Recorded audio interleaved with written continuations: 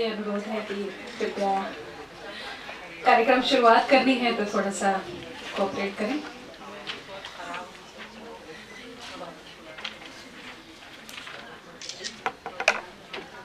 सर्वप्रथम आप सभी का तहे दिल से स्वागत, हार्दिक अभिनंदन इस कार्यक्रम में उपस्थित होने के लिए। एक बार फिर हम उपस्थित हुए हैं। काफ़ी समय से हम लोग काफ़ी चेहरे हैं जो जाने पहचाने हैं और खुशी की बात है कि मौसम कोई भी हो, हम इकट्ठे हो ही जाते हैं, अवसर ढूंढ लेते हैं एक दूसरे से मिलने का। बहुत अच्छा लग रहा है। तो आज के इस कार्यक्रम में सभागार में उपस्थित सभी विद्वज्जनों, आदरणीयों एवं दोस्तों का मैं हार्दिक स्वागत एवं अभिनंदन करती हूँ एक बार फिर से स्त्री दर्पण की तरफ से। मैं सुधा तिवारी हूँ और पिछले 5 वर्षों से स्त्री दर्पण मंच से जुड़ी हूँ और बहुत सारी जो स्त्री लेखिकाएं हैं जो अलग अलग शहरों से स्त्री दर्पण के साथ जुड़ी हैं और साहित्य एवं संस्कृति के क्षेत्र में सक्रिय हैं। आज जो अवसर है, स्त्री दर्पण पत्रिका की संस्थापक रामेश्वरी नेहरू, उनको हम याद करने के लिए आज यहाँ पे इकट्ठे हुए हैं। यह पहला मौका है शायद हिंदी में जब रामेश्वरी जी को हम याद कर रहे हैं। इन्हें गुजरे 55 साल हो गए हैं। इनके बारे में सारी जानकारी हमने आपके सामने जो ब्रोशर है आपके हाथ में उसमें पहले ही दी है। आज हम रामेश्वरी जी को थोड़े अलग रूप में याद करेंगे। हम इन्हें मोतीलाल नेहरू के भाई की बहू के रूप में नहीं बल्कि एक स्वतंत्र व्यक्तित्व के रूप में याद करेंगे जिन्होंने 20 साल तक स्त्री दर्पण पत्रिका का संपादन किया। यह पत्रिका जब ये निकाल रही थी रामेश्वरी जी, यह वह समय था जब गांधी जी दक्षिण अफ्रीका से भारत लौटे थे। प्रेमचंद्र जी की उस टाइम तक कोई कहानी प्रकाशित नहीं हुई थी और महादेवी जी 2 वर्ष की थी। आपका अधिक समय नहीं लेते हुए मैं मंच पे अतिथियों को बुलाना चाहूंगी। सर्वप्रथम हमारे साथ मौजूद हैं ममता कालिया जी। मैं उनको मंच पे आमंत्रित करना चाहूंगी। कृपया जोरदार तालियों से स्वागत करें। हमारे समय की वरिष्ठ लेखिका और काफी सक्रिय लेखिका हैं ममता जी। 82 साल की उम्र में भी अति सक्रिय ममता मैडम अद्भुत संस्मरणकार, कथाकार और उपन्यासकार है और साथ ही बेहद खूबसूरत कवित्री भी। अनेक पुरस्कारों से सम्मानित ममता जी का एक बार फिर स्वागत है।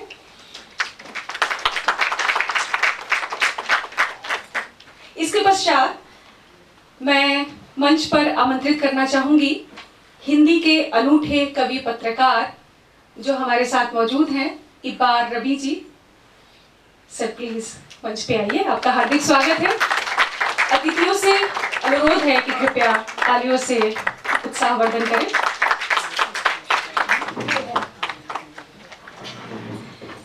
सर की खासियत ये है कि 82 साल की उम्र में भी ये युवा लेखन में बहुत रुचि लेते हैं। 85 सॉरी माय मिस्टेक जी, बिल्कुल मुझे तो 82 कहते हुए भी थोड़ा सा लग रहा था। अब मैं मंच पे हमारे बीच मौजूद है नासिरा आपा।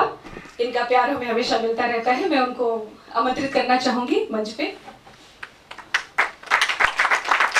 और नासिरा आपा हमारे साथ शिवानी जी की स्मृति में जो कार्यक्रम आयोजित हुआ था उसमें भी मौजूद थी। पंजाब विश्वविद्यालय में एक कार्यक्रम था ट्रांसलेशन पे, मैं वहां भी मिली थी मैडम से। और एक खास बात जो है नासिरा जी की, वो इलाहाबाद से है, रामेश्वरी जी के शहर से। और ये स्वयं प्रसिद्ध कथाकार, उपन्यासकार, पत्रकार और जबरदस्त अनुवादक हैं। कृपया तालियों से स्वागत करें। इसके पश्चात मैं अब मंच पे आमंत्रित करना चाहूंगी इतिहासकार, प्रसिद्ध इतिहासकार लता सिंह जी को। कृपया तालियां बजाएं।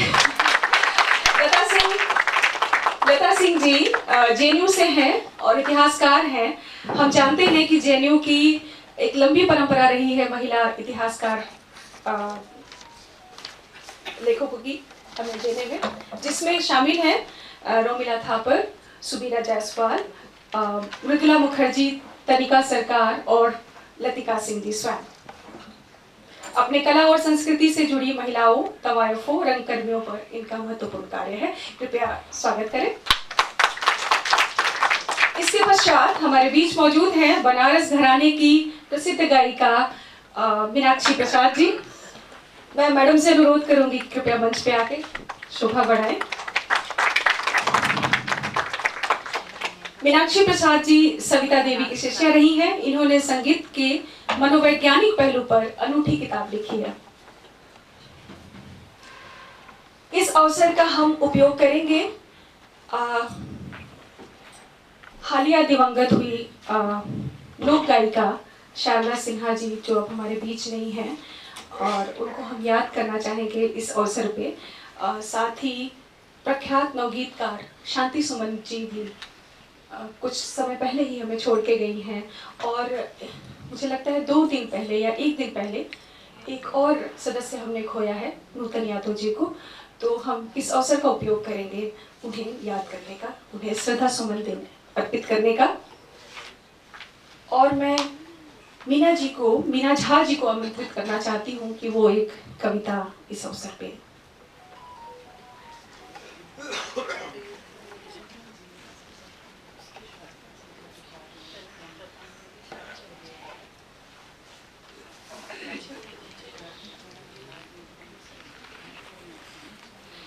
आदरणीय मंच एवं श्रोतागण, नमस्कार। आप सबका अभिनंदन और स्वागत है। ये कविता मैंने नहीं लिखी है, विभा रानी ने लिखी है मैथिली में, इसलिए मुझे पढ़ने के लिए बुलाया गया है, क्योंकि मैं मैथिली में भी लिखती हूँ। और ये विभा रानी ने लिखा है शारदा सिन्हा को याद करते हुए। हम सब उन्हें याद कर रहे हैं। जब से हमने आंखें खोली, थोड़ा होश आया, समझ में आया, तो उनके गाने बहुत सुने बिहार में, दरभंगा, पूरे बिहार में। तो हम कभी उनको भूले नहीं, कभी भूलेंगे भी नहीं। और विभा रानी की ये कविता उनके लिए श्रद्धांजलि है। स्वर लोक गीतक सुर भाव गीतक बिछुर गेल दैया के अहाँ शारदा के लौ गेल दैया। इसका मतलब है गीत का और स्वर का लोक बिछड़ गया हमसे। जो शारदा सिन्हा थी उनके लिए समर्पित है ये गाना। आप हे दैया, दैया एक संबोधन है, क्यों ले गए आप शारदा जी को। कतेक जप तप सुर के साधल, सास के बोली मन नहीं राखल, अजब प्रीत गीत संग भेल दैया किए अहाँ शारदा के लौ गेल दैया। बहुत जप तप के साथ उन्होंने सुर को साधा था, और शायद उनकी सास पसंद नहीं करती होंगी। हमारे बिहार में हम तो बहुत ऑर्थोडॉक्स लोग थे ना उस समय में, तो और ज़्यादा, तो उनके ताने भी सुने उन्होंने, और फिर भी गीत की प्रीत उनसे नहीं छूटी, वो गाती नहीं। स्नेह लता संग स्नेह जोड़ाओल, गीत 2500 हुनकर गाओल, अंगना के ब्याह गीत पहुँचाओल दुनिया किया अहाँ शारदा के ल गेल दैया। वो स्नेह लता एक बहुत अच्छी राइटर और गायिका भी है मैथिली की। उनके गीतों को शारदा सिन्हा ने बहुत गाया, तो उनके 2500 बहुत सारे गीत गाए। और अंगना के ब्याह गीत, जो हम ब्याह में लोक गीत गाते हैं ना, वो शारदा सिन्हा ने उनको इतना स्वर दिया कि वो देश दुनिया तक फैल गए वो गाने। ये लिखा है इसका मतलब। देल आशीष डहकन के हमर, गीत गायन संग गावी के मन भर, मान देलूँ हुनका पग पग पैया किया हाँ शारदा के लह गेल दैया। वो विभा रानी डहकन मतलब गाली गीत लिखती और गाती भी हैं, तो उनको उन्होंने आशीर्वाद दिया होगा। ये लिखा है इस लाइन में, उन्होंने लिखा है इन पंक्ति में। और गीत गायन के साथ इतना गाया, हर पग पर उन्होंने उनका सहयोग किया। इसका ये मतलब है वो शारदा सिन्हा को इस तरह से भी याद कर रही हैं विभा रानी। महेंद्र मिश्र और ठाकुर भिखारी, स्नेहलता और ठाकुर विद्यापति, मैथिली के सब मंच पर मान देल दैया कि अहाँ शारदा के लौ गेल दैया। महेंद्र मिश्र, भिखारी ठाकुर, स्नेहलता, विद्यापति सबको गाया उन्होंने, तो वो सबको मंच पर लेके गई शारदा सिन्हा। लेकिन उनको क्यों देव लेके चले गए, ये कह रही है कवियत्री। स्वर लोक गीतक सुर भावक गीत बिछुड़ गेल दैया कि हाँ शारदा के लौ गेल दैया। क्यों आप ले गए शारदा को, ये देव, वो इसलिए बहुत अफसोस कर रही हैं कवियत्री। धन्यवाद।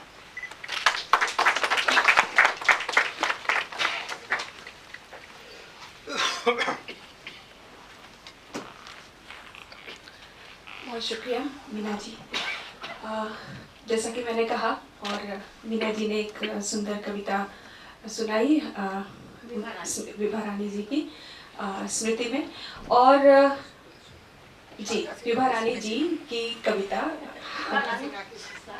जी जी बिल्कुल। तो शारदा सिन्हा जी अब हमारे बीच नहीं हैं, जैसे अभी हम बात कर रहे थे, और शांति सुमन और नूतन यादव जी, हम इन साहित्यकारों वरिष्ठों को याद करते हुए 1 मिनट का मौन धारण करेंगे।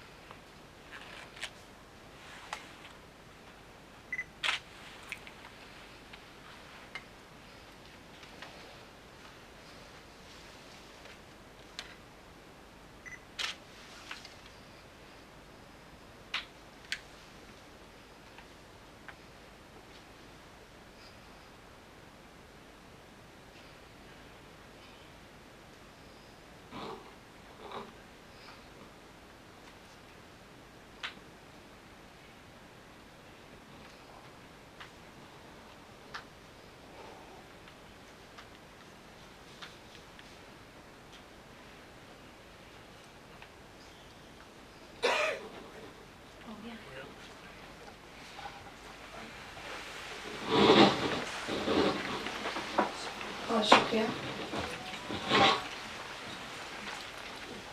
इसके बाद चूंकि सभी आदरणीय मंच पे विराजमान हो गए हैं, अब मैं मंच पर आमंत्रित करना चाहूंगी प्रज्ञा पाठक जी को। प्रज्ञा जी,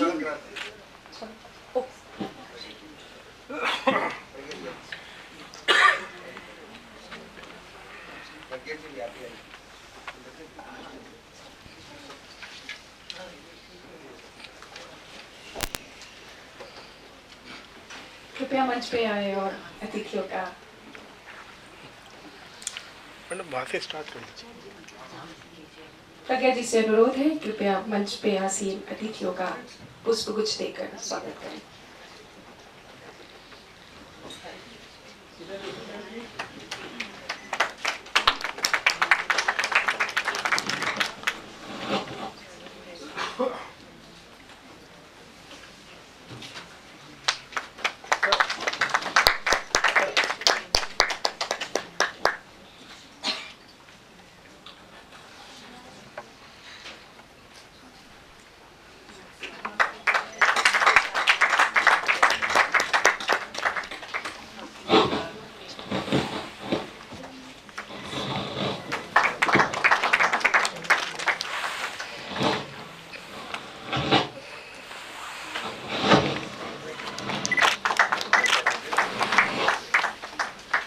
प्रज्ञा जी ने स्त्री दर्पण पर शोध कार्य किया है जेएनयू से, और इन्होंने हिंदी साहित्य का ध्यान इस ऐतिहासिक पत्रिका की तरफ आकर्षित किया, इसके लिए साधुवाद। अब मैं मंच पर आमंत्रित करना चाहूंगी चर्चित लेखक श्री प्रभात रंजन जी को। इन्हें हम सब जानते हैं जानकी पुल के माध्यम से। कृपया मंच पर आए।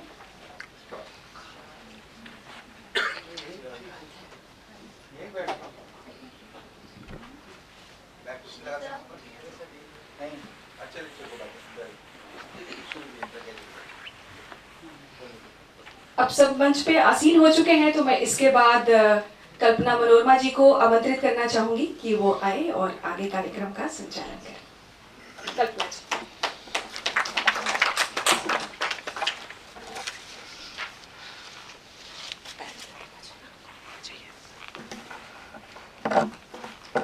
सुधा जी, बहुत बहुत धन्यवाद आपका। सभागार में बैठे सभी अतिथियों मेहमानों को का अभिनंदन, नमन, समृद्ध मंच को नमन।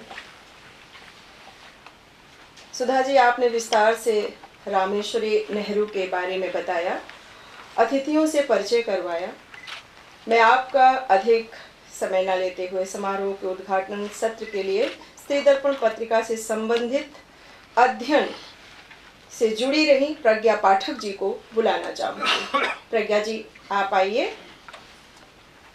आपको बता दूं, प्रज्ञा जी ने जब स्त्री दर्पण पर शोध किया था जेएनयू में, तब एकेडमिक वर्ल्ड में हलचल मच गई थी, क्योंकि स्त्री दर्पण पत्रिका के अवदान को उससे पहले रेखांकित नहीं किया गया था। आपने ही एक प्रकार से स्त्री दर्पण पत्रिका के जरिए रामेश्वरी नेहरू को हिंदी साहित्य में जिंदा किया, अन्यथा उनकी चर्चा ना होती। इसके लिए उनके गाइड रहे मूर्धन्य साहित्यकार मैनेजर पांडे जी को भी मैं याद करती हूँ। सभागार में मिस्टर पांडे जी अगर बैठी हैं तो उनका भी मैं स्वागत करती हूँ, प्रणाम करती हूँ। वर्तमान में प्रज्ञा जी मेरठ के एक कॉलेज में पढ़ाती हैं। आपका एक परिचय ये भी है कि आप प्रख्यात पर्यावरणविद सुंदरलाल बहुगुणा जी की भतीजी भी हैं। प्रज्ञा जी, आइए आप प्लीज।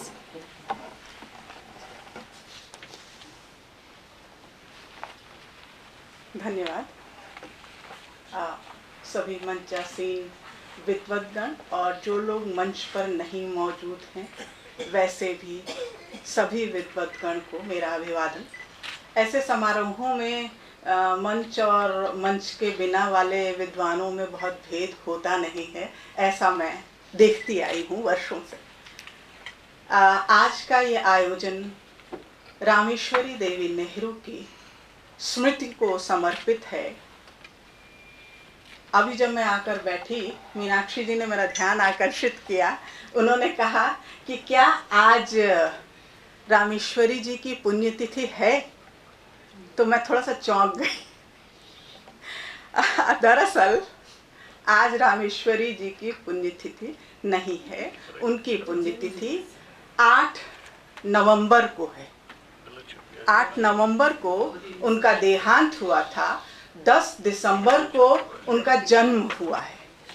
तो हम ये मान लेते हैं कि दिल्ली जैसे शहर में रविवार को बहुत सुविधा होती है हम सबको इकट्ठा होने में, तो हम आज उनका जन्मदिन मना रहे हैं 2 दिन पहले, ऐसा मान लेना चाहिए। तो अचानक से यह बात मेरी स्मृति में आई जब उन्होंने मुझे, मीनाक्षी जी ने मुझे टोका तब, अन्यथा मेरा ध्यान नहीं गया था। पर्चा मैंने भी ले लिया था, पर्चा मैंने भी उलट पलट लिया था, लेकिन मेरा ध्यान नहीं गया था। अच्छा किया कि उन्होंने ऐसा मुझसे पूछा, तो पुरानी बात निकल कर आ गई। आपने कहा कि जो है मैंने काम करके कोई हलचल मचा दी थी। हिंदी समाज इतनी आसानी से तरंगायित होने वाला, हलचल मानने वाला समाज नहीं है। तो मेरे शोध करने से मित्रों कोई हलचल कहीं नहीं हुई। लेकिन अब मैंने 2001 में अपना शोध जमा किया था, तो इतने वर्षों बाद अब बहुत सारी स्थितियां बदली हैं। स्त्रीलेखन के इतिहास को जानने की कोशिश हुई है।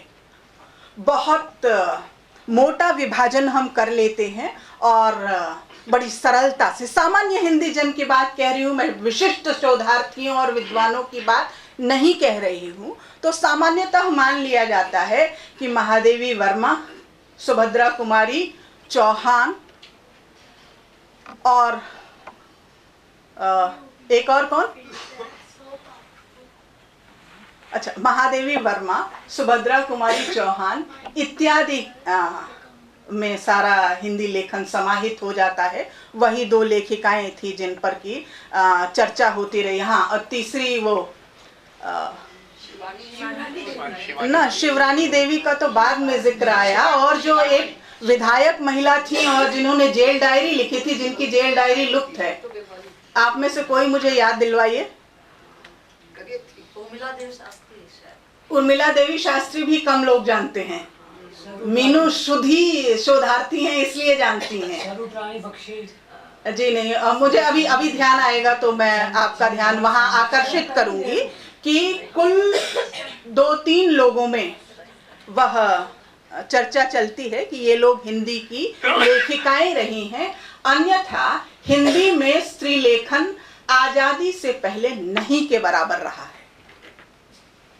तो ये जो आजादी से पहले स्त्री लेखन नहीं रहा है, इस अवधारणा का व्यापक प्रचार प्रसार किया जाता रहा है। एक दिन ऐसा हुआ कि मैं मेरठ विश्वविद्यालय के किसी सेमिनार में बैठी थी जहां रूस से आई कोई लड़की हिंदी पर शोध कर रही थी और उसने अपना व्याख्यान दिया। तो उसने कहा कि हिंदी में महिलाएं लिखती नहीं थी आज़ादी से पहले। मैं वहाँ बैठी थी तो मुझसे नहीं रुका गया। फिर मैंने कहा कि स्त्रियां लिखती थी, अब ये कारण अलग है कि उनके नाम किस वजह से चर्चा में नहीं आए, ये एक अलग विषय है। 1909 में स्त्री दर्पण पत्रिका का आरंभ किया गया था। दो संस्थाएं कहें, एक पत्रिका और एक संस्था लगभग साथ साथ शुरू हुई। प्रयाग महिला समिति और स्त्री दर्पण पत्रिका। वो शुरू ऐसे हुई कि कश्मीर दर्पण नामक एक समाचार पत्र था, एक पत्रिका थी दरअसल, कश्मीरी लोग जिसे निकाला करते थे, वो बंद हुई और रामेश्वरी नेहरू के मन में बहुत बेचैनी, बहुत हलचल थी कि उन्हें कोई काम करना चाहिए था। तो इनके परिवार के सदस्य मोहनलाल नेहरू जी ने उनसे कहा कि लो, अब तुम्हारे लिए समय आ गया है जब तुम्हें इस कार्य में हस्तक्षेप करना चाहिए, तो इस कश्मीर दर्पण को जिंदा कर सको तो कर लो। फिर धीरे धीरे बातचीत हुई तो वो कश्मीर दर्पण नहीं हुआ बल्कि स्त्री दर्पण नाम से एक पत्रिका की शुरुआत हुई और शुरू के 2 अंक हिंदी और उर्दू दोनों में निकले। अब देखिए मेरे पास रामेश्वरी नेहरू और स्त्री दर्पण जैसा विषय है और मुझे आ गया कि मैं सिर्फ 5 मिनट बोलूं। मैं कोशिश करूंगी कि मैं 5 मिनट में अपनी बात समेट सकूं। तो ऐसे उन्होंने वह पत्र शुरू किया जो हिंदी और उर्दू दोनों में शुरू हुआ था। रामेश्वरी नेहरू बुनियादी तौर पर एक बहुत ऑर्थोडॉक्स फैमिली से आती थी, लाहौर की। उनका विवाह कम उम्र में नेहरू परिवार में हो गया था और नेहरू परिवार में आकर उन्हें मनुष्य की तरह जीने की जो आज़ादी मिली, उस आज़ादी का उपयोग उन्होंने, मैं कह सकती हूँ दावे के साथ, कि हम सब के लिए भी किया। उन्होंने सिर्फ अपनी जिंदगी नहीं बदली, अपने ज़माने की औरतों की जिंदगी बदली और एक बहुआयामी प्रतिभा की धनी व्यक्ति से हमारा परिचय रामेश्वरी देवी नेहरू के रूप में होता है। बहुत सारी चीज़ें आप जो पर्चा यहाँ पे दिया गया है उसके माध्यम से जान और समझ लेंगे, पर उनका स्त्री दर्पण की संपादिका से लेकर अंतर्राष्ट्रीय शांति के लिए काम करने वाली एक महिला के रूप में उनका लंबा सफर उनके जीवन के अनेक बदलावों का साक्षी है। 1923 तक, 1909 से 1923 तक रामेश्वरी नेहरू स्त्री दर्पण की संपादिका रही।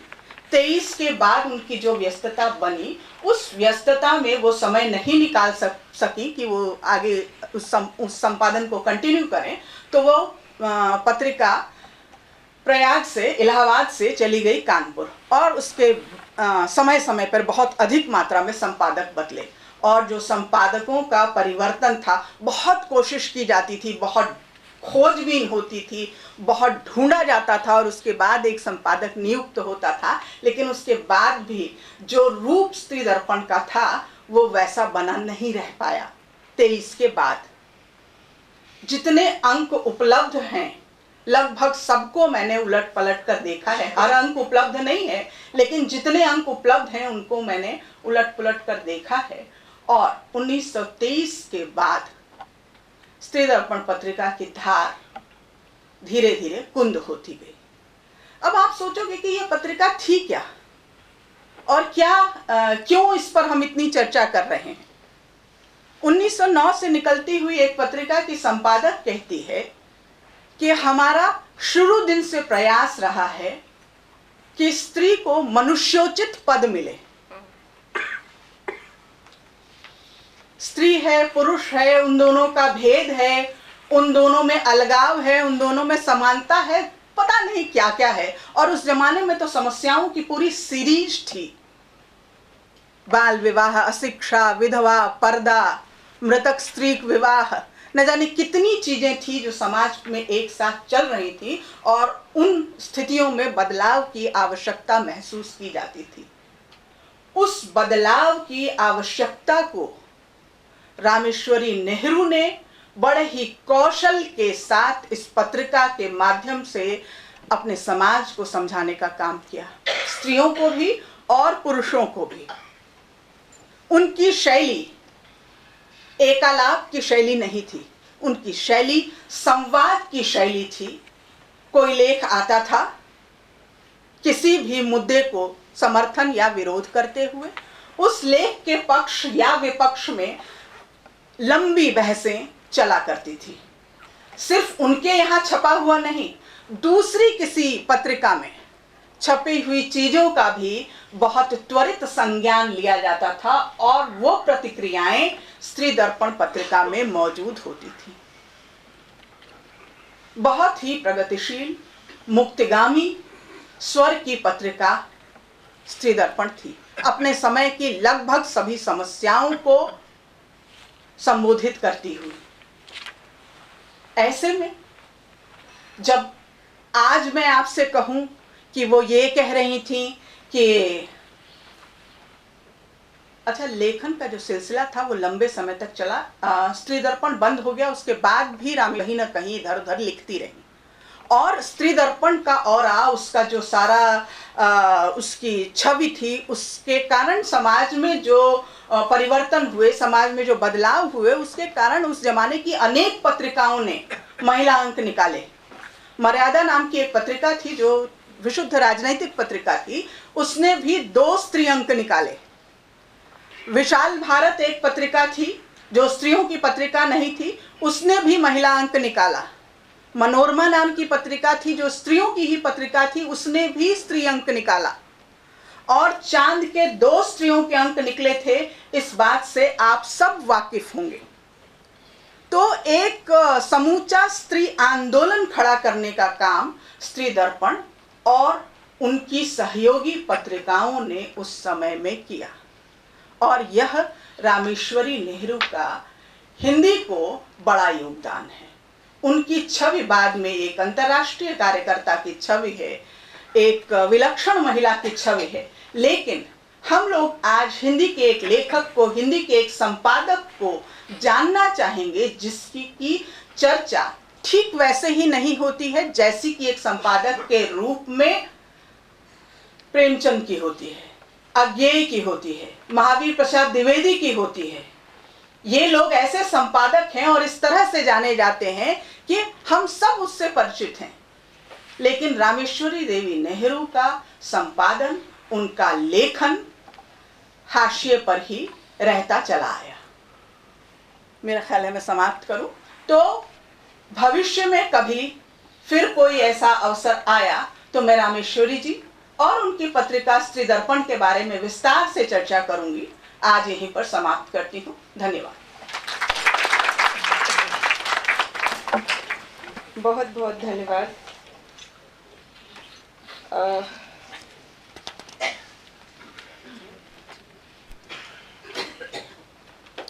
प्रज्ञा जी, बहुत बहुत धन्यवाद। आपको समय पर्याप्त नहीं दे पाए, इसका खेद है हमें।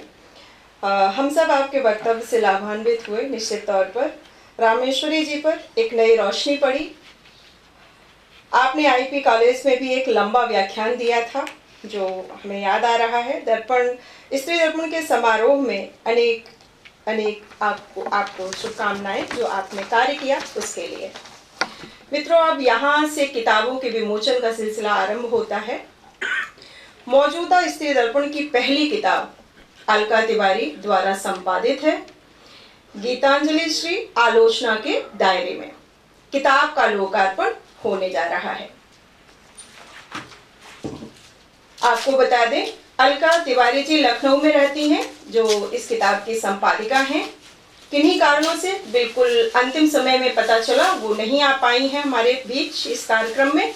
आप सभी को विमल जी ने जब स्त्री दर्पण का पहला अंक निकाला तो गीतांजलि श्री पर निकाला था। बाद में RNI ने स्त्री दर्पण नाम की जगह स्त्री लेखा नाम कर दिया था। ये जानकारी आपको दे रही हूँ। गीतांजलि जी की पर आधारित इस किताब में अशोक वाजपेयी जी, मृणाल पांडे जी, सुधा अरोड़ा जी आदि के लेखों को जोड़कर अलका जी ने बड़ी मेहनत से इसकी तैयारी की है। सभागार में प्रियदर्शन जी बैठे हुए हैं, उनसे गुजारिश रहेगी आप मंच पर आएं और इस किताब के बहाने गीतांजलि जी पर कुछ कहें। और चूंकि समय के बारे में पहले से ही चर्चा होने लगी है तो कृपया अपना कुछ समय लेते हुए अपनी बात कहें। प्रियदर्शन जी आइए प्लीज।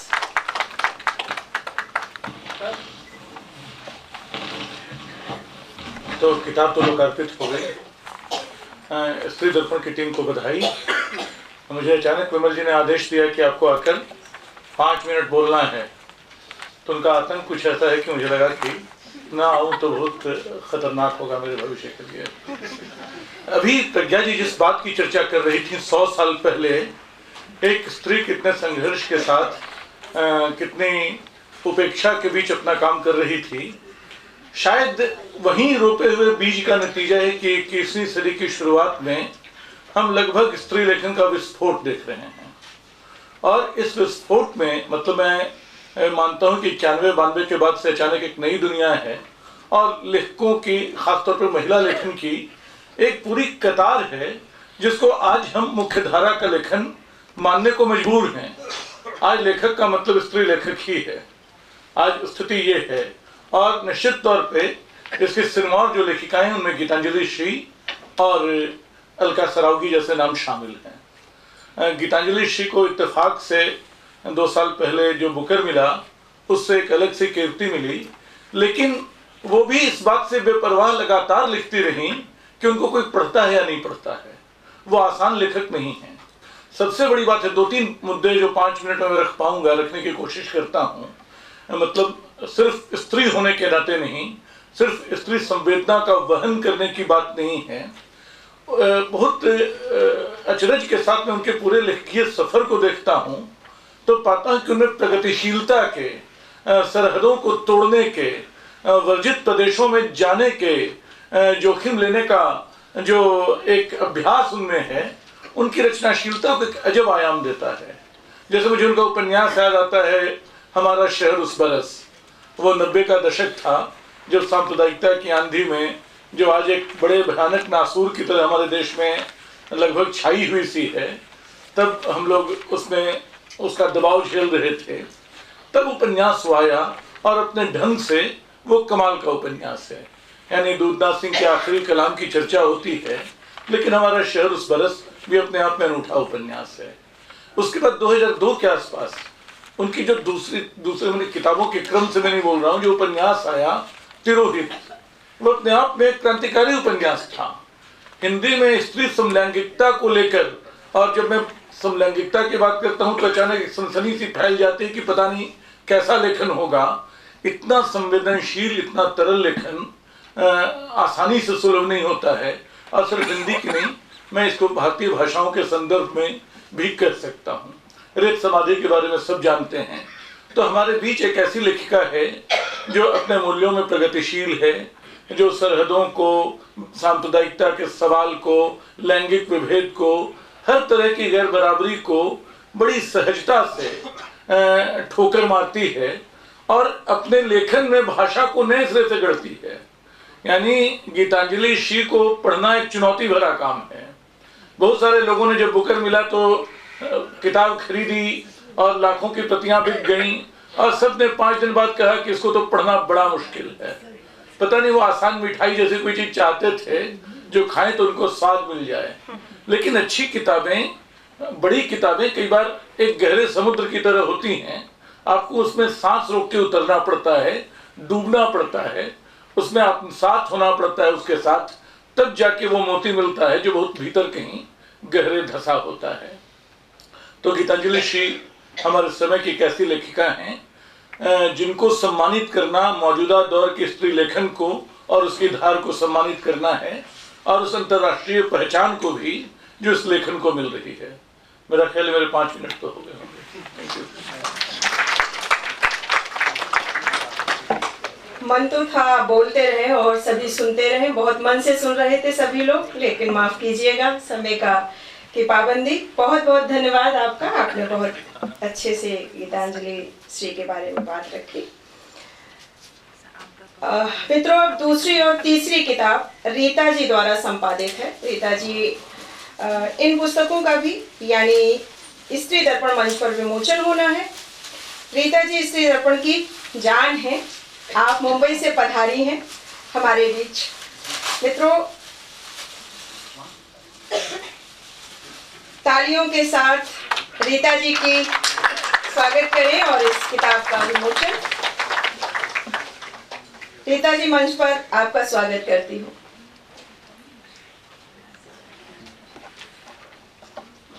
तालियां तो हम बजा सकते हैं सभी लोग।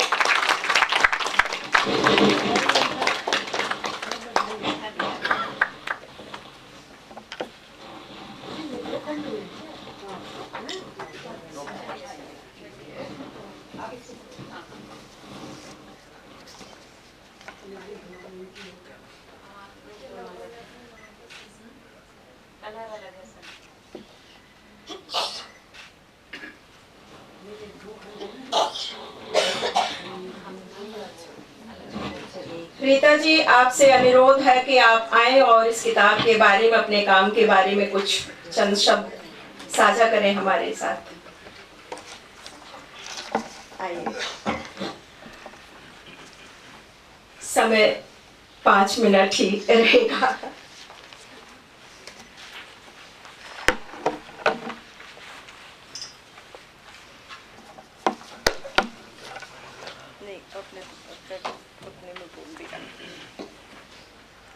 सभी को मेरा नमस्कार। रजा फाउंडेशन, स्त्री दर्पण, ग्रीन फाउंडेशन द्वारा आयोजित रामेश्वरी नेहरू स्मृति समारोह के इस मंच को नमन करती हूँ। मंचासीन आदरणीय ममता कालिया जी, एक बार रब्बी सर, नाशिरा शर्मा सर, मैम, लता सिंह जी और मीनाक्षी प्रसाद, इसके अलावा प्रज्ञा पाठक, प्रभात रंजन जी और विमल कुमार जी, एवं समारोह में सभी उपस्थित विद्वज्जनों को मेरा प्रणाम। मेरी पुस्तक के बारे में कहने के लिए मुझे यहाँ आमंत्रित किया गया है। उसके पहले बताना चाहूँगी, स्त्री दर्पण पर श्रृंखलाएं एक महत्वपूर्ण आकर्षण रही है, जिसने स्त्री लेखन के कई परतों को खोला, स्त्री के विभिन्न रूपों को समकालीन दौर में होते बदलाव के साथ प्रकाश में लाया। विभिन्न कोणों से स्त्री के अस्तित्व को देखने, जानने, समझने और परखने की कोशिश बरकरार रही। इन श्रृंखलाओं ने देश विदेश में लोगों को चौंकाया और आकर्षित किया। स्त्री दर्पण ने कई श्रृंखलाएं चलाई। मैं कुछ श्रृंखलाओं से निरंतर जुड़ी रही और कार्य करती रही। उसमें स्त्री के प्रतिरोध की श्रृंखला थी। उसके साथ ही उसके समानांतर साहित्यकारों की पत्नी की श्रृंखला चली। दोनों बहुत लोकप्रिय हुई, दोनों पर पुस्तक प्रकाशित हो चुकी है और मुझे गर्व है कि मैं इससे जुड़ी रही। यह कार्य बहुत ऊर्जा चाहता है और हम लगातार इसे मेहनत और अपने श्रम से देते रहें, मेहनत करते रहें। इसी साल 14 फरवरी को पुरुष कवि स्त्री विषयक कविता की श्रृंखला की शुरुआत हुई, जिसका लोकार्पण अभी होना है। और इसी के समानांतर मेरी माँ की श्रृंखला भी चली और दोनों उसी तरह लोकप्रिय हुई।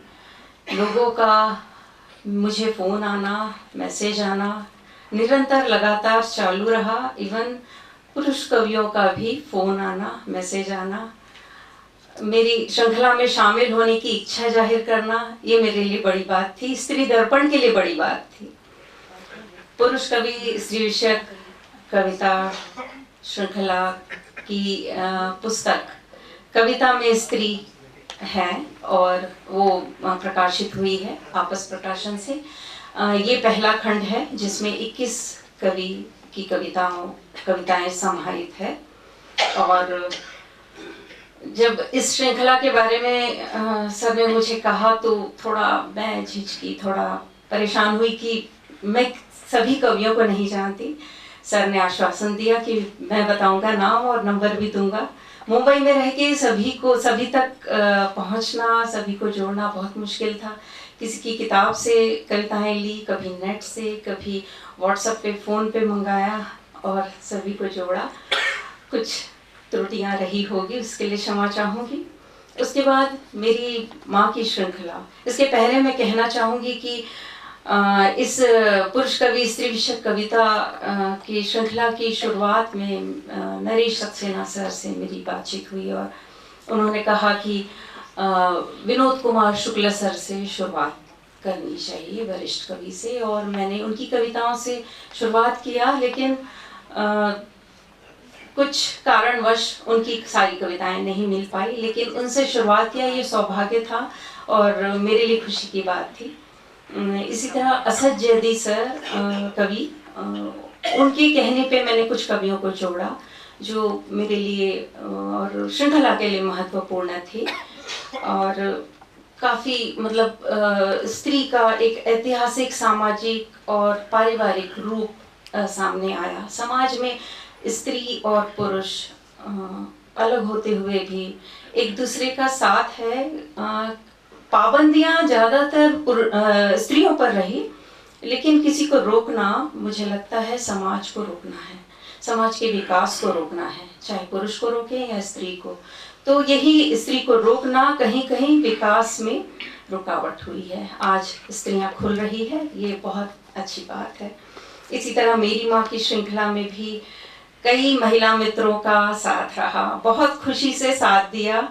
कुछ 84 लेख संस्मरण हमने प्रकाशित किए, जो कि 3 महीने चला और सभी के लेख इन 2 खंडों में, पुस्तक के 2 खंडों में समाहित है। ये मेरे लिए बड़ी बात है।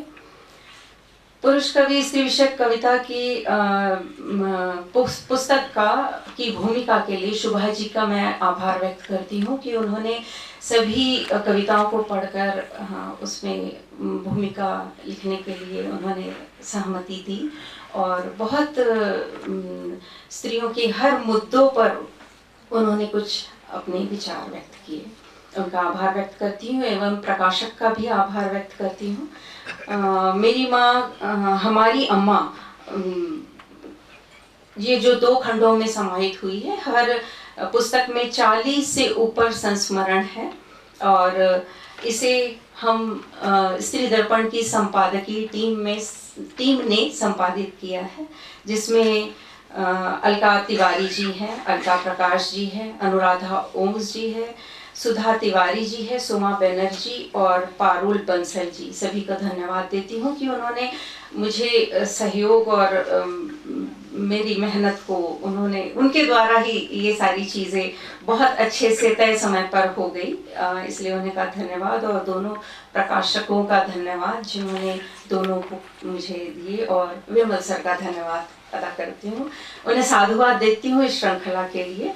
और अंत में मैं कहना चाहूँगी, अगर विमल सर नहीं होते तो ये श्रृंखला में नहीं चला पाता। उनका धन्यवाद। नमस्कार।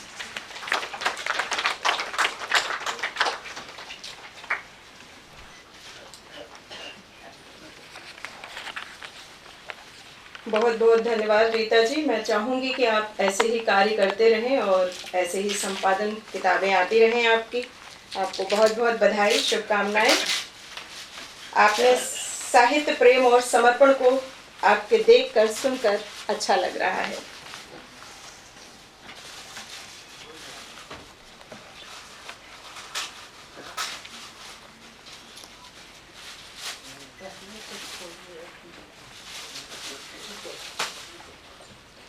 अब मैं हिंदी के वरिष्ठ कवि इकबाल रबी साहब से अनुरोध करूंगी कि आप मंच पर आएं और कविता वाली किताब पर कुछ कहें। आपके द्वारा कहे आशीर्वचन के लिए सादर आभारी रहेंगे हम। तालियों के साथ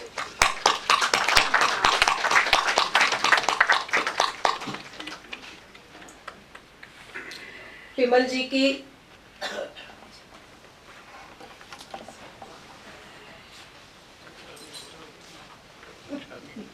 वरिष्ठ कवि इकबाल रबी साहब से अनुरोध है कि आप कुछ कहें सर। आप वहीं से बैठकर बोल सकते हैं सर।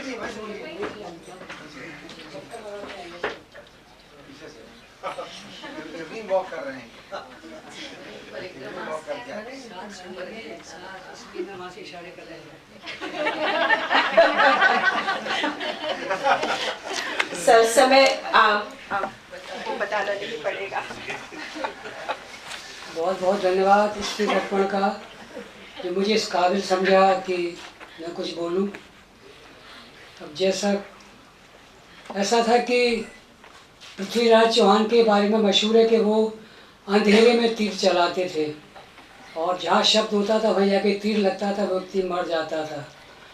हालांकि सफ़ेद झूठ है, लेकिन अब कहानी तो कहानी है।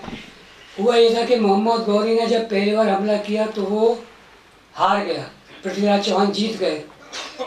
फिर उसने दोबारा हमला किया कुछ साल बाद, तो पृथ्वीराज हार गए। उसने वो उनको पकड़ के अफ़गानिस्तान ले गया, काबुल। उनकी आंखें फोड़ के उनकी हत्या कर दी। लेकिन चंद बरदाई दरबारी कवि था, पृथ्वीराज का मित्र था, तो वही सब क्यों लिखता। उसने लिखा नहीं जी ऐसा कुछ नहीं हुआ, वो तो सुल्तान बैठा हुआ था ऊपर और उनकी आंख में पट्टी बांधी पृथ्वीराज चौहान के, उन्होंने शब्दवेदी बाण मारा और वो मोहम्मद गौरी मर गया। खैर ये तो कहानी है। मैं इसलिए ऐसा कह रहा हूँ, ये किताब मैंने अभी तक पढ़ी नहीं है, देखी नहीं है, मैं शब्दवेदी बाण चला रहा हूँ। आप अनेक बार कह सकते हैं इस किताब में है ही नहीं, आप क्या बोल रहे हो।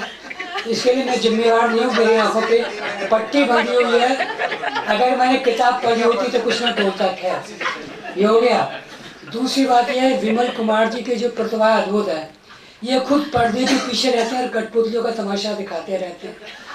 और कठपुतलियाँ जो है वो जाने क्या से क्या हो जाती है, पृथ्वीराज चौहान हो जाती है, मोहम्मद गौरी, ये वही बैठे रहते हैं। जैसे कितनी बड़ी ऐतिहासिक घटना, ऐसा कभी नहीं हुआ संसार में। कवियों की पत्नियों ने अपने पति के बारे में क्या लिखा है, उस पर किताब। विमल कुमार जी को देखे जरा। दूसरी किताब पुरुष कवि, ऐसा कभी नहीं हुआ। तमाम स्त्री विमर्श, स्त्रियों की कविता, स्त्रियों का ये उपन्यास लिख, वो क्या पुरुषों ने क्या लिखा है, तो इस किताब से पुरुषों को नंगा कर दिया उन्होंने। लेकिन ये दोनों काम ऐतिहासिक हैं। ये ऐसे काम करते हैं बिल्कुल जो कोई सोच भी नहीं सकता, लेकिन सामने कभी नहीं आते, छुप के अंधेरे में बैठे रहते हैं और सामने जो इनके योद्धा लड़ते रहते हैं। तीसरी किताब मंगलेश डबराल का निधन हुआ। अरे फौरन 1 महीने 2 महीने बाद किताब आ गई मंगलेश डबराल पर, विमल कुमार जी के ये कारनामे हैं। तो ये कीर्तिमान बनाते हैं, ऐतिहासिक काम करते हैं। स्त्री दर्पण पत्रिका, मतलब हमें किसी को नहीं मालूम था रामेश्वर जी के बारे में, वो सब इन्होंने किया। तो मैं स्त्री दर्पण वो काम कर रहा है जो काम महादेवी वर्मा, सिमोन दे बुआर, वर्जीनिया वुल्फ से रह गया था, उसको पूरा कर रहे हैं विमल कुमार जी। इसलिए मैं इसको ऐतिहासिक घटना, ये ऐतिहासिक घटना है, बाकी मामूली बात नहीं है। इसको बाद में बहुत महत्व दिया जाएगा। अब मैं ये छोड़ता हूँ कि मैं फिर 5 मिनट कितना समय, 10 मिनट है 5 मिनट मैं छोड़ दिया। सबसे पहले मैं ज्योत्सना बनर्जी को धन्यवाद देता हूँ, जो आगरा में रहती है, जिन्होंने ऐसी कविता लिखी कि पत्नी अपने पति को उसकी प्रेमिका के पास ले जाती है, लो इसको संभालो, इसको ये बीमारियां हैं, इसकी ये दवाएं, ये इंजेक्शन है, इसको देना, और मेरे बस का नहीं है। तो ये कितना महत्वपूर्ण ऐतिहासिक घटना है। लेकिन हमारे हिंदी के जो पूर्व मगज है, ज्योत्सना बनर्जी की भर्त्सना कर रहे हैं, उसकी निंदा कर रहा है। ये क्या जी, स्त्री कहाँ होती है, अरे क्यों नहीं होगी, क्यों नहीं होना चाहिए, जबरदस्ती उसको ढोती रहे।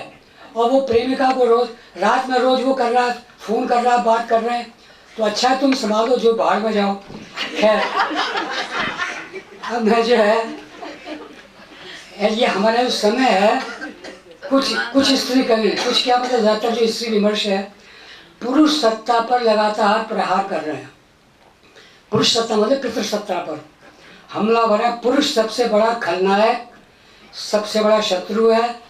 ऐसे समय में पुरुष कवि माँ और बहन को याद कर रहे हैं। उसका कारण है कि हर कवि माँ पे कविता लिख रहा है, बहन पे कविता। तो जिसको हिंदी में कहते हैं ना, मैं उस शब्द को बोल नहीं रहा हूँ, माँ बहन याद करा दी। अरे आ रहा है यार, कहाँ जा रहा भैया। स्त्री की महिमा को तरह तरह से व्यक्त कर रहे हैं। क्या ये प्राचीन देवी पूजा, मातृशक्ति की पूजा का नया अवतार नहीं है? आज पुरुष कवियों का संसार माँ और बहन से ओतप्रोत है। पिता भी हैं, पर माँ लगभग हर कवि को याद आ रही है। स्त्री कवियों ने पुरुष कवि को माँ बहन याद दिला दी। अपने पापों का प्रायश्चित कर रहा है पुरुष। यह स्वस्थ और स्वाभाविक लक्षण है। स्वस्थ परंपरा, अच्छी बात है। ये याद तो आया, भले देर में आया हो। नई कविता में केवल मैं था, सारा संसार था, पर परिवार नहीं था। लेकिन उसके बाद की पीढ़ी, मंगलेश डबराल, राजेश जोशी, अरुण कमल, आज में पूरा परिवार है। कविता की वापसी के साथ घर की वापसी हुई। इससे पहले नई कविता में घर परिवार नहीं था, वहाँ नहीं मिलेगा बिल्कुल घर। कभी लोग जो है ना, वो पता नहीं कहाँ रहते थे, हवाई मतलब हवा में रहते थे, ना माँ कोई नहीं था घर में, अकेले हैं बस। वहाँ कभी शून्य में रहता था, समाज भी नहीं था। फिर अचानक नई कविता के बाद की कविता में घर, परिवार, पेड़, चिड़िया, इन सब की बाढ़ आ गई। फिर ऐसी बाढ़ आई कि सब कुछ बनने लगा। ये घरेलू कविता है, पारिवारिक कविता है, ये गृहस्थ कविता है, समाज सापेक्ष कविता है। परिवार है तो माता पिता हैं। सद्य प्रसूता माँ, ये अशोक वाजपेयी, सद्य प्रसूता माँ पे। संसार में कभी ऐसा नहीं हुआ कि अपनी माँ के प्रसव पे कविता लिखे कोई कवि। अशोक वाजपेयी का ये, खैर चलो जो भी है। असद जैदी जो है बहन पे कविता लिख रहे हैं। यहाँ पत्नी भी है, बच्चे भी हैं, पूरा समाज है। चंद्रकांत देवताले की औरत है जो सारे संसार को रोटी की तरह बेल रही है और समाज को कपड़े की तरह पछीट रही है। यह बलात्कारी समय है। भ्रूण हत्या थोड़ा कम हो गई है पहले से, बहुओं का जलना कम हुआ है, दहेज हत्या कम हुई है, ये तो कम हो गए, लेकिन बलात्कारों की बाढ़ आ गई। सैलाब आ गया है। पितृसत्ता हजारों साल तक बेड़ियों में जकड़ी स्त्री का आगे आना बढ़ना कैसे सहन करे। इंजीनियर, डॉक्टर, पुलिस, सेना, व्यापार, व्यवसाय, हर कहीं स्त्री आगे बढ़ रही है, तो पुरुषत्व से यह सहन नहीं हो रहा, इसलिए बलात्कारों की बाढ़ आ रही है। देखो तुम कैसे मतलब जो बदला लेने, बड़ी क्रूर चीज़ है और ये बहुत भयानक है, पर जो भी आपके सामने है, क्योंकि इससे आगे बढ़ रही है उससे। और देखिए सारे जो अपराधी होते हैं कहीं ना कहीं अनपढ़ या उस तरह के होते हैं ज़्यादातर। हाथरस कांड हो, निर्भया कांड हो, हमेशा निचले गरीब लोग और उस तरह के लोग जो शिक्षित नहीं है, सब वो नहीं है, थोड़ा सा जिनकी बुद्धि ज़्यादा विकसित नहीं है। ऐसा क्यों हो रहा है? क्योंकि सामंती जो बुद्धि है, वो सामंती जो समाज है, जो तुलसीदास सबके सिर पर हावी है, और कबीरदास, स्त्री जो है माया है और स्त्री जो है तो शोर गवार भूत, ये सब है। और दुर्गत तुलसीदास पढ़ाए जाते हैं, रामायण पढ़ाए जाते हैं, तो क्या होगा उस समाज में? तो इस समय में अपने को संभालना बहुत मुश्किल हो रहा है। उसे दबाने का एकमात्र हथियार है बलात्कार, फिर हत्या, निर्भया कांड, हाथरस कांड। प्रेम विवाह पर हत्या हो जाएगी, प्रेम करने पर हत्या, क्योंकि प्रेम आज़ादी है। तो हमारे माँ बाप से बिना पूछे, बरादरी से पूछे बिना शादी कर लोगी तो जान से मार देंगे, और मार रहे। तो इस समय और आदिम समय में क्या फ़र्क है भाई? ये 21वीं शताब्दी में हो रहा है, जब चांद पे आदमी जा रहा है, सुनीता विलियम्स वहाँ जा रही है, तमाम जगह क्या क्या हो रहा है, तब ये सब हो रहा है। ये प्रेम आज प्रतिसत्तात्मक परिवार की इच्छा के विरुद्ध की कामना है प्रेम विवाह, इसलिए तुम्हारी हत्या होगी। पुरुष कविता की श्रृंखला निराला के जन्मदिन, वसंत, इतना काफ़ी है। रब्बी साहब, आपका बहुत बहुत धन्यवाद। और आपने सभी को बताया ही नहीं, आपने हंसाया भी है, इसके लिए दोगुना धन्यवाद अर्पित करती हूँ और आपके आशीर्वचन समझूंगी जो भी कहा आपने। मित्रों, अब हम लोग विमल जी की किताब तवाइफनामा के लोकार्पण के लिए चलते हैं। मैं पुस्तकनामा के प्रकाशक महेश्वर जी से अनुरोध करती हूँ कि वे मंच पर आए। हिंदी के चर्चित लेखक प्रभात रंजन जी से भी अनुरोध है कि आप भी मंच पर आएं और इस किताब का गरिमामय लोकार्पण करें।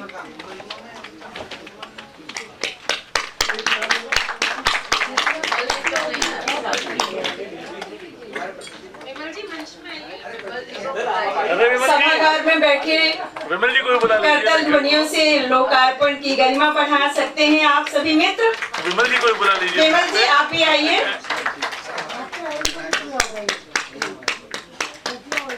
आप सभी लोग तालियां बजा सकते हैं।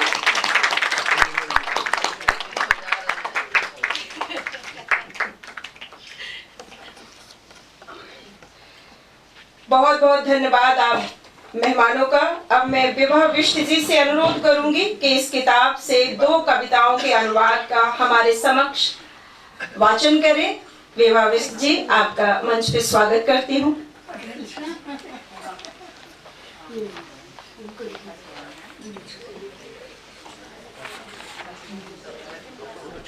नमस्कार। समृद्ध मंच को नमन करती हूँ और यहाँ उपस्थित सभी प्रबुद्धजनों को मेरा प्रणाम। दरअसल मैं इस पूरे सभागार में एक ऑड मैन आउट जो कहते हैं, ऑड वुमेन आउट कह सकते हैं आप, क्योंकि यहाँ सभी साहित्यकार और लेखकगण हैं। मैं उनमें से कुछ भी नहीं हूँ।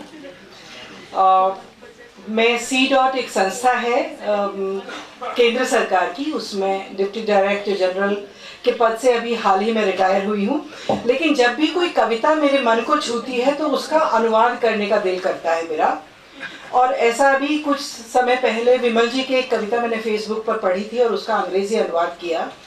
तो विमल जी ने अपनी ये जो तवाइफनामा है वो भेजी और मेरा मन किया कि उसकी भी कुछ कविताओं का अनुवाद किया जाए। और छोटा सा प्रयास है, हो सकता है आपको पसंद आए। तो इनकी सबसे पहली कविता है तवाइफनामा। Like pearls scattered across time's gleaming shore, not one Malka Jan, but countless more. Not one Gohar Jan, but a gilded throng, their voices echo in memory's song. Time's relentless waters washed away their footprints from history's display. No silver recordings to catch their grace, no faded images to frame each face. Who beheld Gohar Mamaji's dance, who saw Parsi theatres enchanting trance, who heard Mallika's harmonium sing. ये इसको बंद कर दीजिए, please mic off कर दीजिए। ममता जी, आपका mic off on है।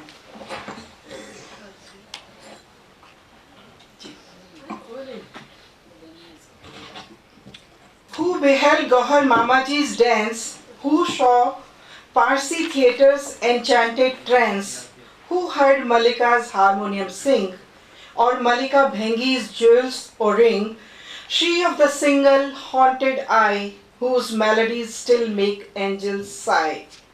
From ancient Gaya's temple bells to Lucknow's gardens and their spells, from Patiala's mirrored walls to Jaipur's rose-tinted walls, a constellation of Mallika's bright, a galaxy of Gohars in the night, like butterflies that briefly grace our world with beauty, leaving no trace.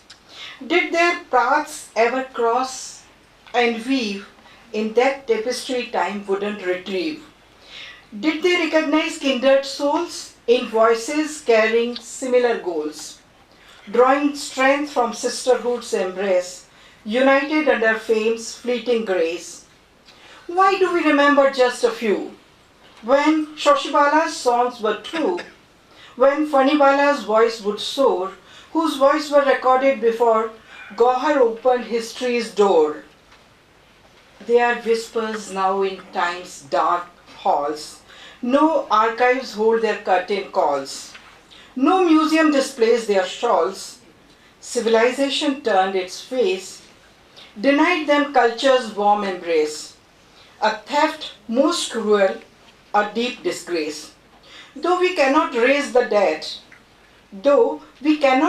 dead, nor hear the songs they sweetly said, through art's eternal loving light, we'll save their spirits from time's night. For they were never simply one, but many stars beneath our sun. Not bound to city, shrine or street, they were the rhythm of our nation's beat. Their voices carried humanity's plea, a desperate cry to simply be.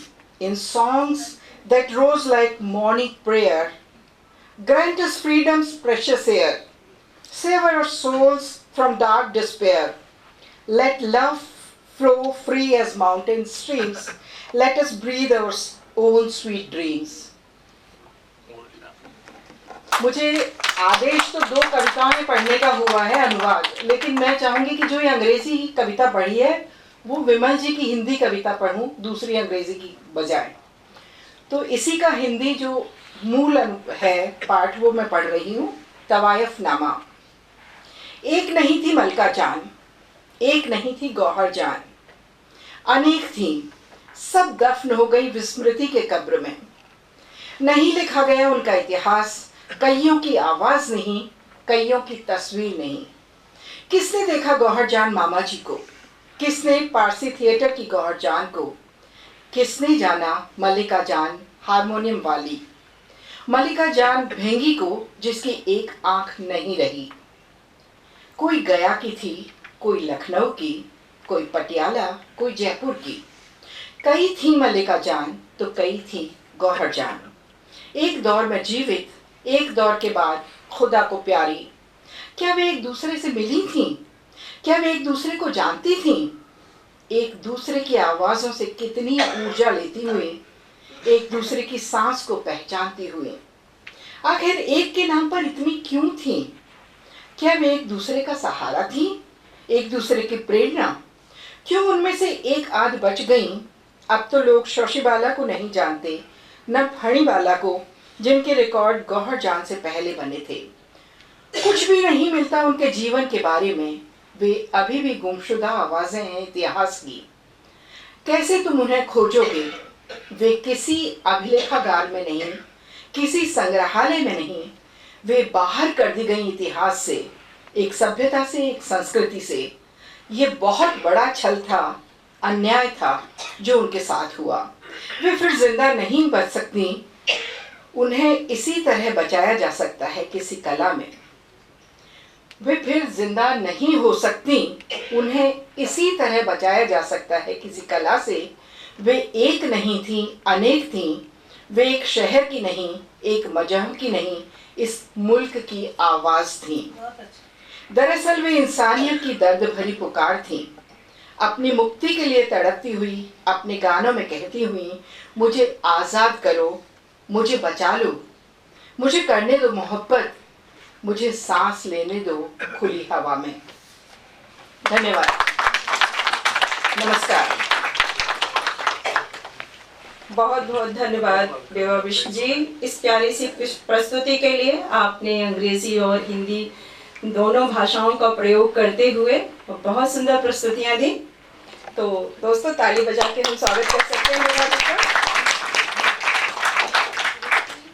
मित्रों, प्रभात जी एक कोठा गोई उपन्यास के चर्चित लेखक हैं, सभी जानते हैं। उन्होंने कोठा गोई किताब लेखन के दौरान कोठे की संस्कृति और तहजीब पर एक प्रकार से शोध किया है।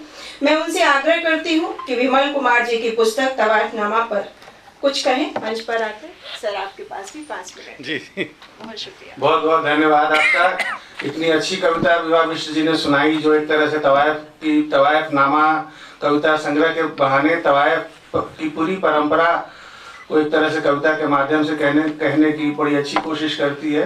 मुझे जब प्रियदर्शन जी की तरह आदेश दिया था विमल कुमार जी ने, तो कहा था कि 2 बातें कही थी कि एक तो उनकी तारीफ मैं नहीं करूंगा और दूसरी उनकी कविताओं की तारीफ नहीं करूंगा। तो लेकिन मैं कुछ बातें फिर भी कहना चाहूंगा, 5 मिनट समय है। तो ये कविताएं मैंने प्रकाशित होने से पहले पढ़ी थी, और पढ़ने के अलावा मैं जानकीकुल.com नाम से एक वेबसाइट चलाता हूँ, साहित्य का पोर्टल चलाता हूँ, उस पर मैंने उसकी कुछ कविताएं लगाई थी और मैं बहुत आश्चर्यचकित हो गया था, क्योंकि बहुत कविताएं लिखी जाती हैं और बहुत कम पढ़ी जाती हैं। लेकिन हमारे पास तो आंकड़े हैं जो बताते हैं कि उस कविता को 3 दिनों में करीब 80,000 लोग, या फिर बाद में शायद 1 लाख हो गए होगा, मैंने बाद में देखा नहीं। इतनी ईर्ष्या मुझे हो गई कि इस एक कवि की सिर्फ 5 कविताएं मैंने लगाई थी, और वो सारी गौहर जान, मलिका जान।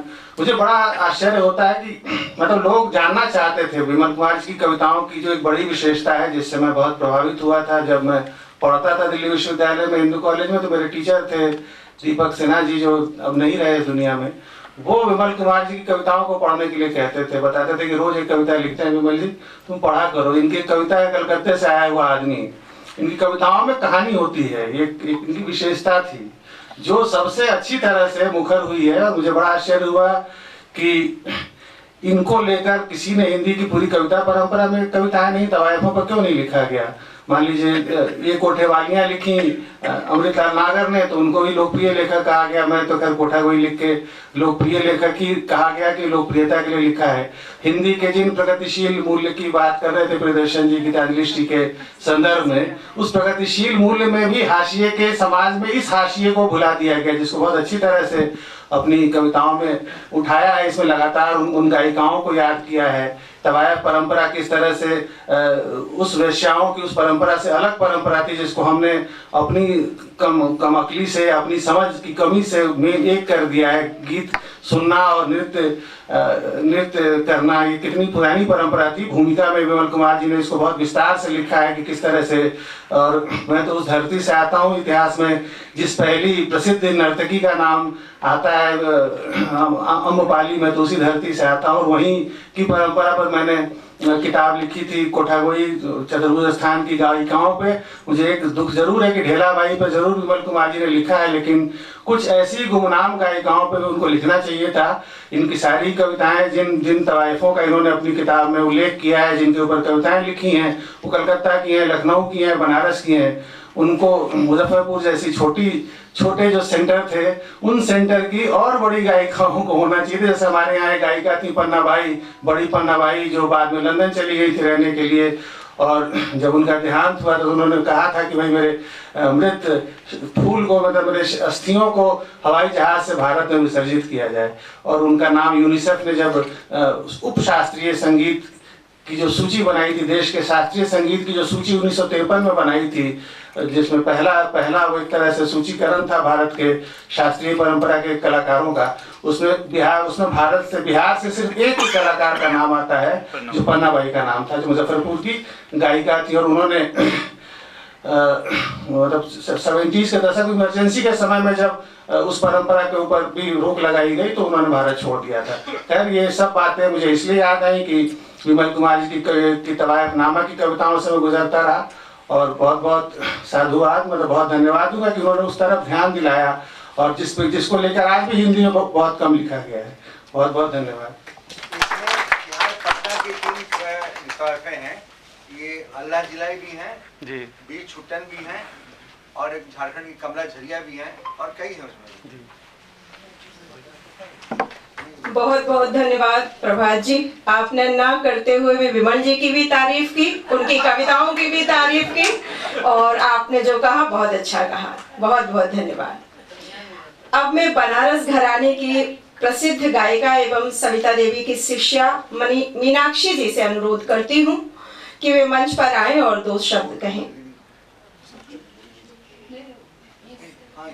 आप वहां बैठकर भी आप बोल सकती हैं, अगर आप सहज महसूस कर सके तो।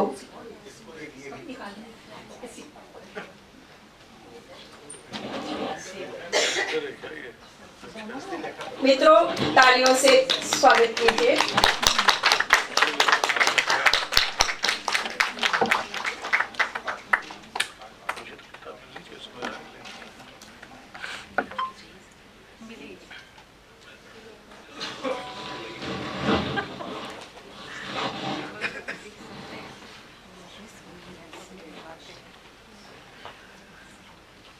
मीनाक्षी जी, आप वहाँ से ही बात, आप यहाँ भी आ सकते हैं, आइए, आपका स्वागत है मंच पर।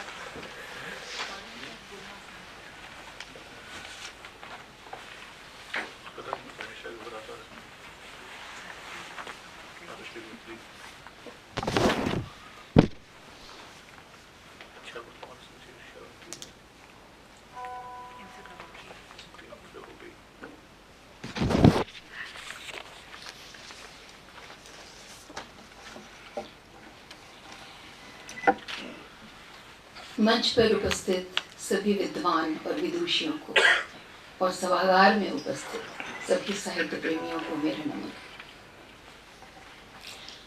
सबसे पहले मैं श्री दर्पण, ड्रीम फाउंडेशन और रजा फाउंडेशन का आभार व्यक्त करती हूँ कि उनकी वजह से आज मैं यहाँ आपके सामने कुछ बोल पा रही।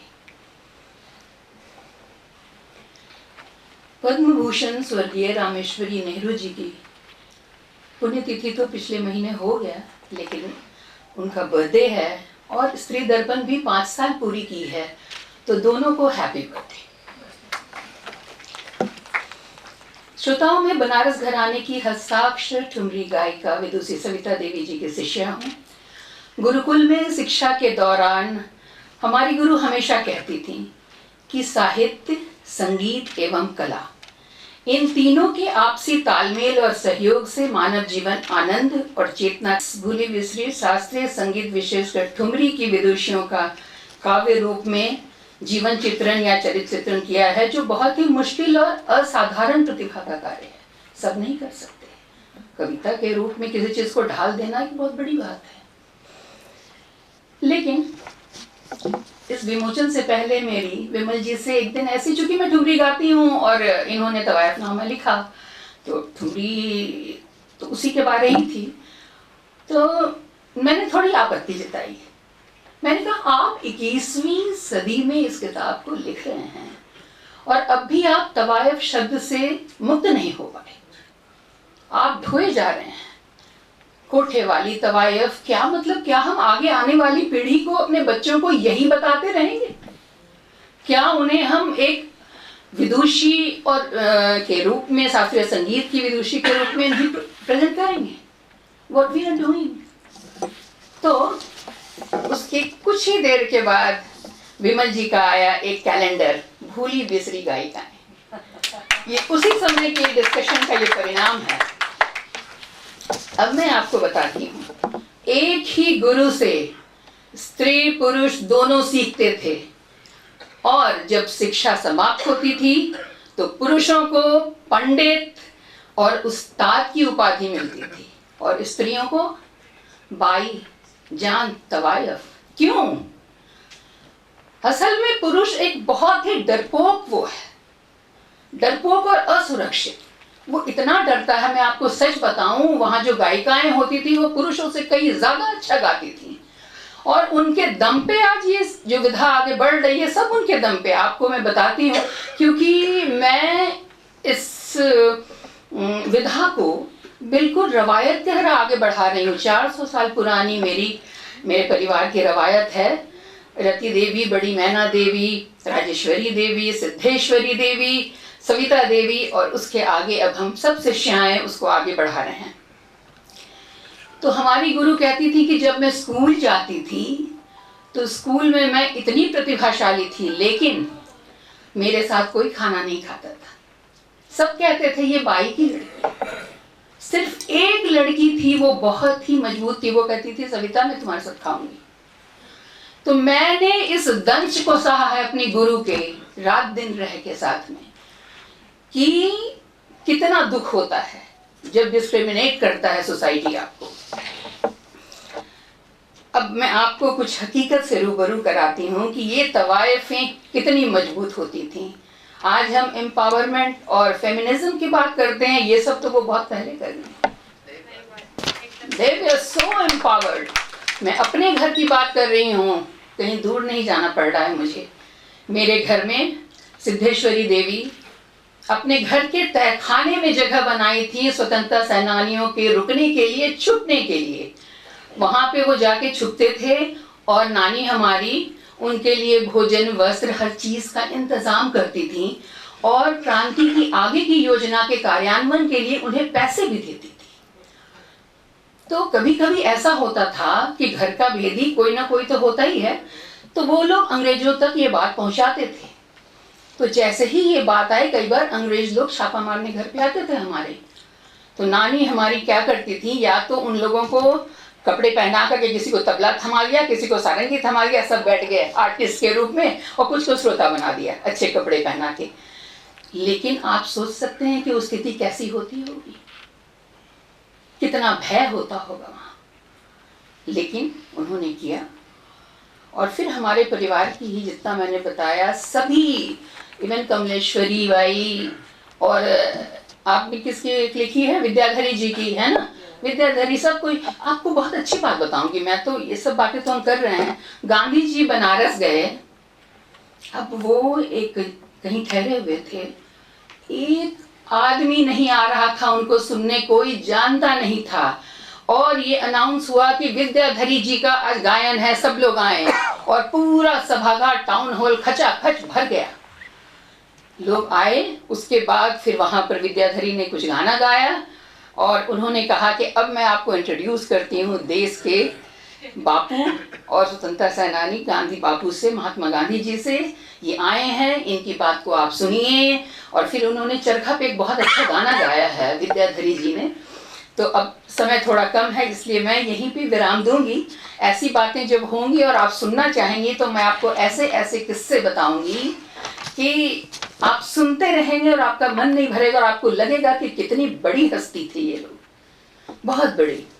तो इसके साथ ही विमल कुमार जी जो अब साहित्य में फेमिनिज्म को पावरफुली इम्प्लीमेंट करने में हेल्प कर रहे हैं, क्योंकि पुरुष जो है वही फेमिनिज्म को इम्प्लीमेंट कराता है, और उसके ब्रॉड माइंडेडनेस और whatever cultural and social awareness, ये सब चीज़ें। लेकिन सबसे बड़ी बदलाव स्त्रियों में आना है, जो पैट्रियार्की को बहुत ज़्यादा सपोर्ट करती हैं। आपके दुश्मन आपके ही घर में, सबसे पहले उनकी सोच बदलनी है। वो जब बड़ी बातें सुनती है ना, तो सब कहेंगे हाँ बिल्कुल अच्छी बात, लेकिन जब प्रैक्टिकल लाइफ में आना होगा तो सबसे पहले वही दुश्मन बनती हैं आगे बढ़ने वालों की। इसलिए सबसे फेमिनिज्म को आगे बढ़ाने में उनकी सोच बदलना ज़रूरी है। इसके साथ ही मैं आप लोगों से इजाज़त चाहूँगी। आप लोगों का बहुत बहुत प्रणाम मुझे बर्दाश्त करने के लिए, और thank you so much. Thank you. बहुत धन्यवाद मीनाक्षी जी। आप स्त्री दर्पण से बहुत घना संबंध रखती हैं। मेरे सामने विभा सिंह जी बैठी हैं, जिन्होंने सविता जी के साथ मिलकर सिद्धेश्वरी जी की जीवनी लिखी है। उनके लिए भी हम तालियां बजाएं। अच्छा, आपका बहुत बहुत धन्यवाद मीनाक्षी जी। अब मैं नाज़रा शर्मा जी से अनुरोध करूंगी कि आप मंच पर आएं या अपनी जगह से ही 2 शब्द कहें। आप इलाहाबाद से गहरा रिश्ता रखती हैं, जहां से रामेश्वरी जी भी थीं। आदरणीय दीदी, आप कुछ कहें। समय आपको भी बताना होगा कि नहीं विमल जी? नहीं, मैं इलाहाबाद की हूँ, मैं 6 मिनट लूँ। सबसे पहले तो मैं स्त्री दर्पण के चाहने वालों को और आज की जो सभा है या कार्यक्रम है वो प्रज्ञा पाठक का था। मेरा दिल था कि वो मुझे फूल ना दे, मैं उसे गुलदस्ता दूँ, क्योंकि उसने कुछ सालों पहले जो कार्यक्रम आज है खुदाई का, उसने कुछ सालों पहले शुरू किया था, और इस खुदाई में बहुत कुछ नायाब भी मिला। तो उसके लिए प्रज्ञा जो है, ये कहना कि कोई बात ही नहीं हुई। प्रज्ञा को मैं तब से जानती हूँ जब इन्होंने शालमली पे अपनी एमफिल की थीसिस लिखी थी, और वहाँ से हमारी जान पहचान शुरू हुई थी, और उनके इस काम की सराहना उतनी ही हुई थी जितना साहित्य में अदब के साथ होनी चाहिए थी। इसके बाद मैं एक बात कहना चाहूँगी। हटकर चले हैं रह गुजरे कारवां से हम। मैं सोचती रही कि मैं कुछ ऐसा दूँ इस मंच से जो कुछ उसमें कंट्रीब्यूट करे, क्योंकि सभी जो हैं वो उनके ऊपर बोलेंगे कि उन्होंने इतना बड़ा काम किया और सब लोग जान भी लेंगे। तो कुछ समझ में नहीं आ रहा था कि क्या पॉइंट उठाऊं, और एकदम से ख्याल आया कि उनकी पहली कहानी उर्दू में छपी थी। तो फिर ये जुड़वा बहन जो है उर्दू और हिंदी, तो इसमें उस वक्त उर्दू में क्या चल रहा था वो बाद में हिंदी में आई, और उन्होंने जो कुछ दिया। और इलाहाबाद में मेरे ख्याल से इलाहाबाद की मिट्टी कुछ इस तरह की है कि वहाँ पे खामोशी से काम होता है और खामोशी से कोई शिकायत भी नहीं होती है। तो अभी तो उसमें मेरे ख्याल से प्रज्ञा को और भी जगह खुदाई का काम कंप्लीट करना चाहिए। मैं थोड़ा सा कुछ पढ़ूंगी क्योंकि उस बयान में कुछ छूट जाता है। तो मैं उर्दू को थोड़ा सा आपके सामने लाने की कोशिश करूंगी कि वो दौर क्या था, जब हिंदी में क्या चल रहा था और उर्दू में क्या चल रहा था।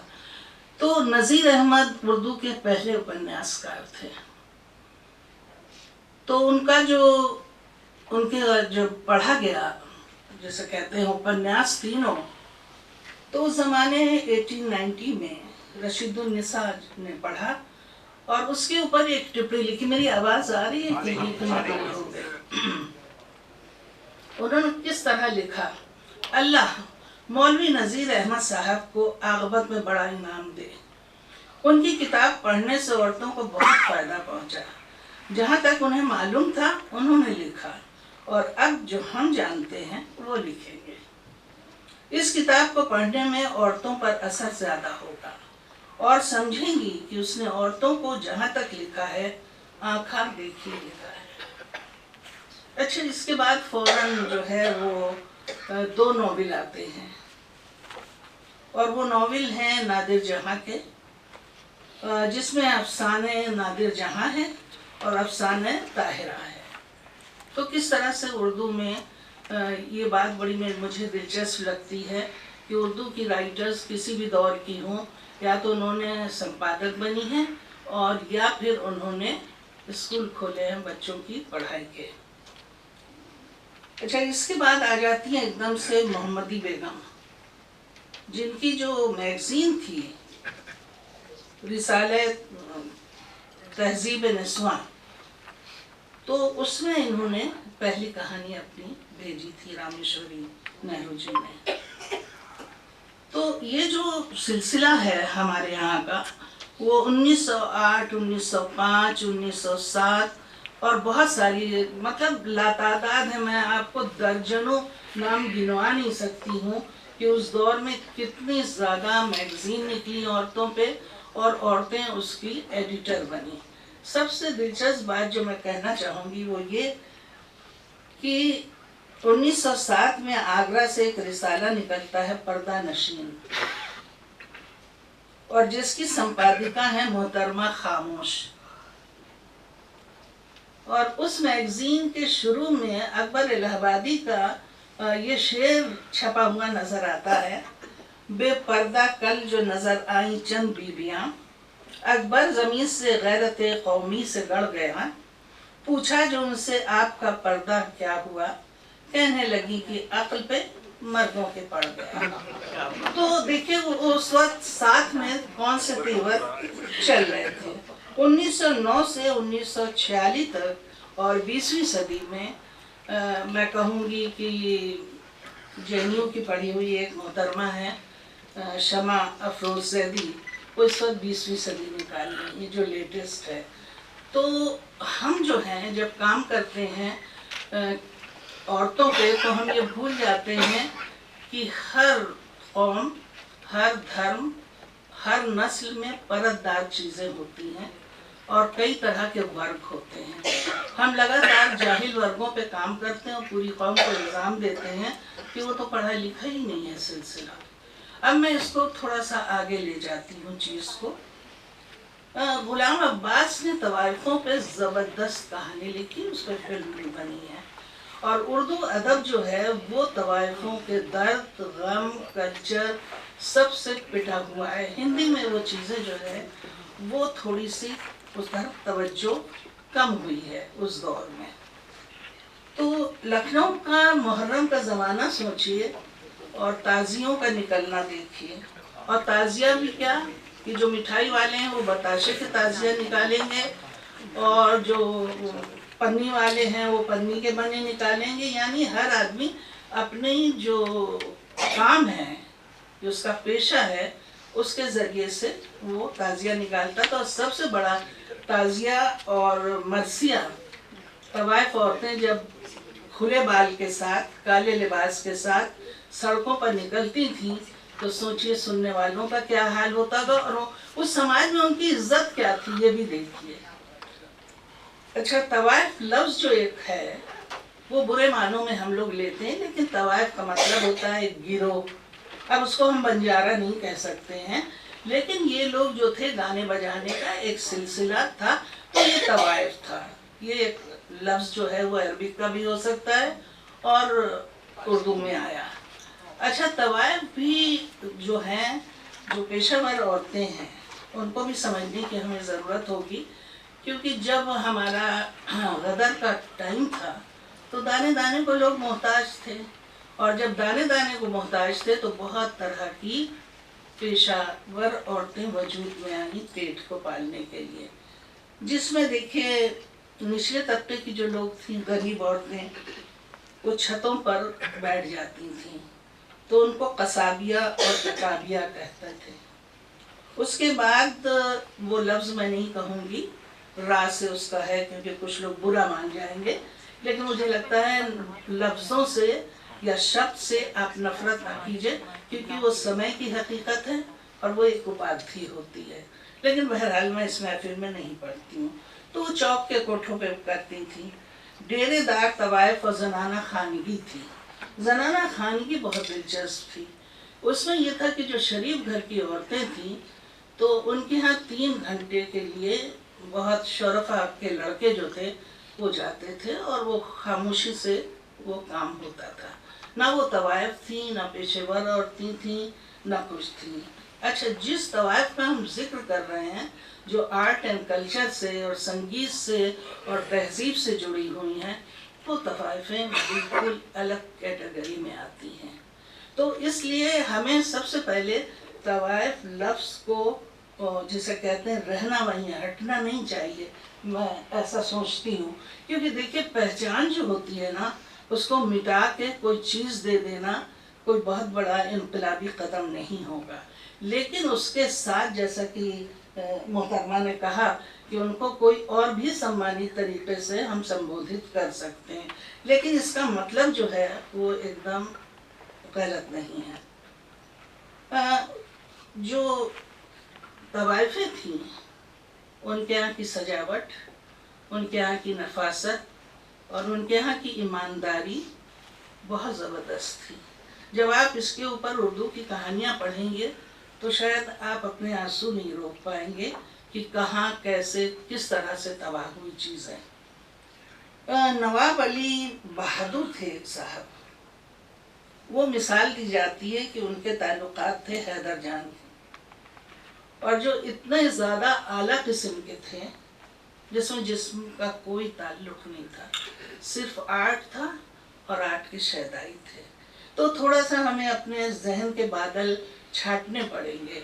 और फिर मैं कहूँगी कि मैंने उम्मीद नहीं की थी कि तवाइफ नामा मुझे इस शक्ल में मिलेगा, कि उसमें इतनी मतलब संवेदनशील कविताएं हैं, जैसा कि ट्रांसलेशन में भी मैंने सुना और दूसरे।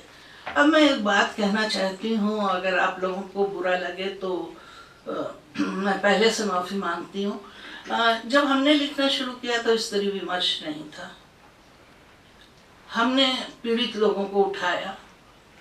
स्त्री विमर्श जो है वो अभी मुझे लगता है, मेरा नज़रिया है कि वो बीच में लटकी हुई चीज़ है, जिसके ना पैर के नीचे ज़मीन है ना आकाश है, और नया आकाश वो ढूंढ नहीं पा रही है। लेकिन जब मैंने ये स्त्री दर्पण से जो मैं दूरी रखती थी जब स्त्री दर्पण की ये सारी चीजें देखी तो मुझे लगा जैसे जो जमीन स्त्री विमर्श पा नहीं पा रही थी, उसने स्त्री दर्पण या स्त्री काल या किसी तरह से किया, क्योंकि हम अपने बुजुर्गों की तरफ गए। हम अपने बुजुर्गों की तरफ गए और वहां पे हमने अपनी जो बुनियाद थी उसको समझने की कोशिश की। मर्द औरत लड़ाई नहीं लड़े, पंजे नहीं लड़ाए, जो स्त्री विमर्श में होता रहता है कि हम एक दूसरे को गिराने की कोशिश करते हैं। यहाँ पे मैं बात खत्म करती हूँ। तीसरी चीज, माफ कीजिएगा मैं बोलूँगी, तीसरी चीज ये है कि जो मैं कहना चाहती हूँ, स्त्री दर्पण जो है वो नए नए तजर्बे कर रहा है और स्त्री दर्पण ने जिंदा लोगों के ऊपर भी प्रोग्राम किए जिसमें मैं भी थी। तो इसलिए उम्मीद बन जाती कि हमारे मरने के बाद कोई जान ले, मतलब नाम लेवा रहेगा। खुशफहमी हमें ये है। मैं एक बात की तरफ तवज्जो आपकी लाना चाहती हूँ कि जब हम बात करते हैं तो हम सिर्फ अपनी बात करते हैं, हम पूरे भारत की बात नहीं करते हैं। सियासत तो काम है उसका खाने खाने में बांटना, लेकिन हम औरतें कैसे हैं जो ये करते हैं? हमने मुगल औरतों को छोड़ दिया है ना। स्त्री विमर्श में क्या हम सिर्फ मिसालें देते हैं तो वो औरतें जो आपके धर्म से ताल्लुक रखती, तो ये किस तरह का भाई अखंडता है, किस तरह की भारतीयता है और क्या क्या चीजें हैं, ये तो समझना पड़ेगा ना। अच्छा, अब चलिए देखिए, स्त्री दर्पण के पीछे जो साहब थे वो कमरा छोड़ के जा चुके हैं। अच्छा, पीछे बैठे हैं, अल्लाह तेरा शुक्र है। तो मैं आपको बताऊं कि मुगल औरतों पे किसने काम किया। जिस वक्त मैं किसी चीज की तलाश में हरबंश मुखिया के यहाँ गई तो उनसे बात में हुआ कि रेखा मिश्रा ने एक किताब मुगल औरतों पे लिखी। तो खैर वो मैगजीन मिल गई, वो उनकी PhD थी।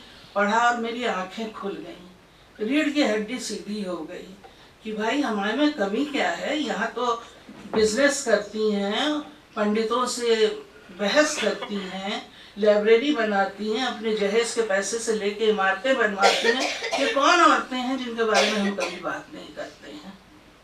उसके बाद हेरब चतुर्वेदी की किताबें मिलती हैं और उन्होंने सारे मुगल औरतों के ऊपर काम किया और काफी अच्छी तरह किया। उसके बाद पवन किरण जी की इसी तरह की कविताएं जो हैं, हाँ पवन किरण, उनकी कविताएं जो हैं वो मुझे पढ़ने को मिली।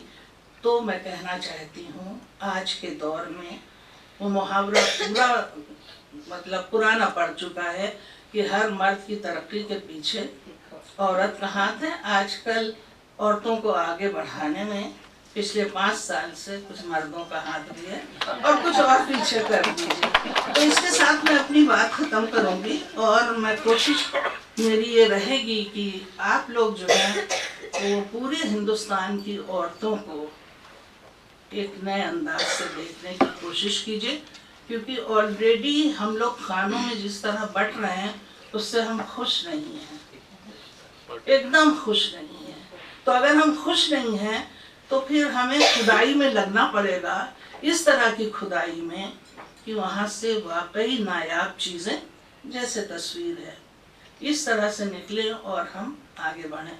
धन्यवाद, बहुत बहुत शुक्रिया और इलाहाबाद की ये धमक खुदा करे कायम रहे। बहुत बहुत धन्यवाद नाशरा दीदी, आपने भूतकाल में इतिहास की ही जबकि बात की और हमने जाना, बहुत सारे वाक़े आपने सुनाए, हमारा अनुभव समृद्ध हुआ। बहुत बहुत आपका धन्यवाद।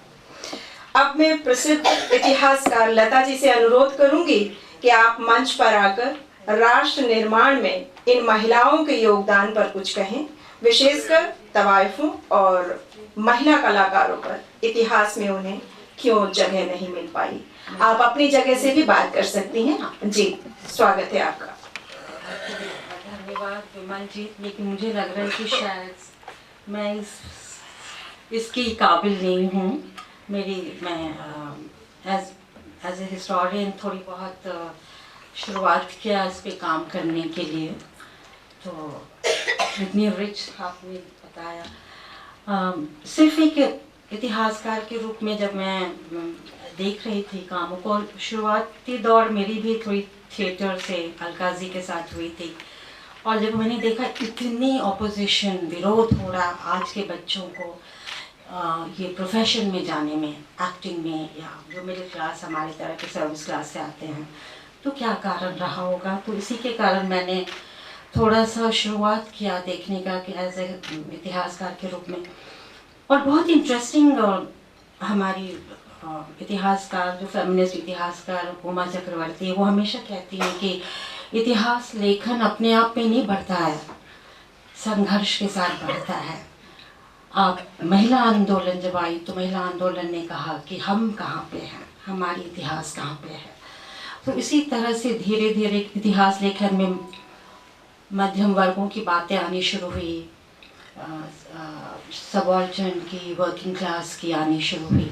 लेकिन एक समूह अभी भी हाशिए पे रहा था कि वो समूह इतिहासकार में, कॉलोनियल पीरियड या आधुनिक काल में जो कलाकार थीं, जिनको हमेशा इंटरचेंज करके बात करते थे, प्रोस्टिट्यूट, एक्ट्रेस प्रोस्टिट्यूट, वो शब्द आपको हर जगह मिलेगी आप यदि आर्काइव्स वगैरह ढूंढने की कोशिश करेंगे, क्योंकि जो ये जितने भी थी वो कहीं ना कहीं नॉन कन्वेंशनल सेक्सुअल लाइफ था, शादीशुदा नहीं थी, और एक रहती थी ज़िंदगी। तो ऑब्वियसली जब आप राष्ट्र का निर्माण कर रहे हैं तो एक तरह का बहुत तरह की बुनियादी चीज़ों पे निर्माण करते हैं। एक औरत, उनका भी एक अस्तित्व पे भी आप निर्माण करना चाह रहे हैं, आप उन्हें कहीं ना कहीं उनके बारे में बात करना नहीं चाहेंगे सभ्यता, मिडिल क्लास भद्र लोग की सभ्यता में। और इसी में मतलब इसी दौर में ऑब्वियसली मेरी कुछ काम में एक्ट्रेसेस, नटी विनोदनी वगैरह तमाम लोगों पे रही। उसी के दौरान मैं इनको मैं तवाइफ भी कहते हैं, सलीम किदवई जी हमारे बीच नहीं रहे हैं, उन्होंने उनको सिंगिंग लेडीज़ भी अपने सेमिनार में एक आर्टिकल में उन्होंने सिंगिंग लेडीज़ भी कहा, लेकिन उन्होंने ये आपत्ति नहीं किया था शब्द को लेके। बट ऑब्वियसली हर एक कॉन्टेक्स्ट में उनको तवाइफ भी नहीं बोला गया था। और जब ये ढूंढने की कोशिश की, कहीं ना कहीं लगा कि बहुत ये पॉलिटिकली राष्ट्र के निर्माण में कुछ लोगों को ढकेला जा रहा था, सांस्कृतिक धरोहर को। यदि हम अपने स्टूडेंट्स से बात करते हैं, कहते हैं कि क्लासिकल म्यूज़िक की बात करते हो, भरतनाट्यम की बात करती हो, कथक की बात करती हो, हिंदुस्तानी म्यूज़िक की बात करती हो, कर्नाटक म्यूज़िक की बात करती हो, कौन थे, उनकी लेगेसी क्या था। इवन कथक में यदि आप बड़े बड़े गुरुओं से पूछेंगे, बिरजू महाराज वगैरह से भी पूछते, तो उन्होंने भी, वो भी नहीं कहेंगे कि इनकी धरोहर जो हैं हमारी तवाइफ रही हैं, क्योंकि वो ऑब्वियसली उनके जो जिस तरह के राष्ट्र के निर्माण वो कर रहे थे उसमें वो जिस तरह से ढांचे में डाल रहे थे। और मतलब यदि आप आरंभिक दौर की सिनेमा वर्ल्ड को देखेंगे, और मतलब ये तो अपनी क्लासिकल हेरिटेज है, कौन थी ये सारी महिलाएं, हिंदुस्तान मतलब फिल्मों में आप जद्दन बाई से लेके फातिमा वगैरह फिल्म प्रोड्यूसर, ये सारी फर्स्ट जनरेशन फिल्म वर्ल्ड में थी। ये तवाइफ ही काफ़ी, क्योंकि आपके मध्यम वर्ग को आप उसमें मतलब उनके लिए एक्टिंग तो एक विस्फोटक थी परिवार से। इसके साथ साथ जो बहुत इंटरेस्टिंग जो इनकी बातें आती हैं कि जो इन्होंने रखी बातें, मैं इनकी बातों को जब भी कॉलोनियल पीरियड में या जब देखा जाता स्टेटस ऑफ वुमेन्स एजुकेशन, तो कहेंगे कि अरे बहुत ही डिप्रेसिंग सा है ही नहीं शिक्षित वर्ग। और बहुत अच्छे से इसने सबा दीवान की जो किताब आई तवाइफ नामा, जिसने काफ़ी एक्सटेंसिव उन्होंने काम किया, तो उन्होंने बताया कि क्या ये सर्वे में किस औरतों की आवाज़ को ढूंढ रहे थे, क्या इन्होंने एजुकेशन में फीमेल एंटरटेनर्स को रखा। यदि आप फीमेल एंटरटेनर्स को रखते तो आपकी ये सारी की सारी धारा खत्म हो जाती कि पहली जनरेशन जो पढ़ी लिखी शिक्षित आती हैं वो मध्यम वर्ग की आती हैं, क्योंकि जो सबसे पहली पढ़ी लिखी शिक्षित वर्ग आती है इन्हीं कम्युनिटी से आती है, तवाइफ वगैरह के कम्युनिटी से, जो कि लिख रही थी काफ़ी उस दौर में, और लिटरेरी उनका काफ़ी था। जैसे बहालकाबाई हैदराबाद में उनकी किताबें छप रही, उनकी कविताएँ छपी, अब उन्हें जगह दी जा रही है। मलका जान जो उन्होंने चर्चा किया 19th सेंचुरी में, मलका जान मतलब उस समय के जो फेमस कवि जिसे कहते हैं दाग दहलवी, इलाहाबादी, सब उनके कंपनी थे, बिकॉज ये जो थी कवित्री थी, ये जानती थी। और मुशायरा में पहले जिसे हम कहते हैं फर्स्ट फीमेल पोइटिस के रूप में काफ़ी बार हिंदू न्यूज़पेपर में भी आया कि वो महालका बाई रही हैं, यू नो।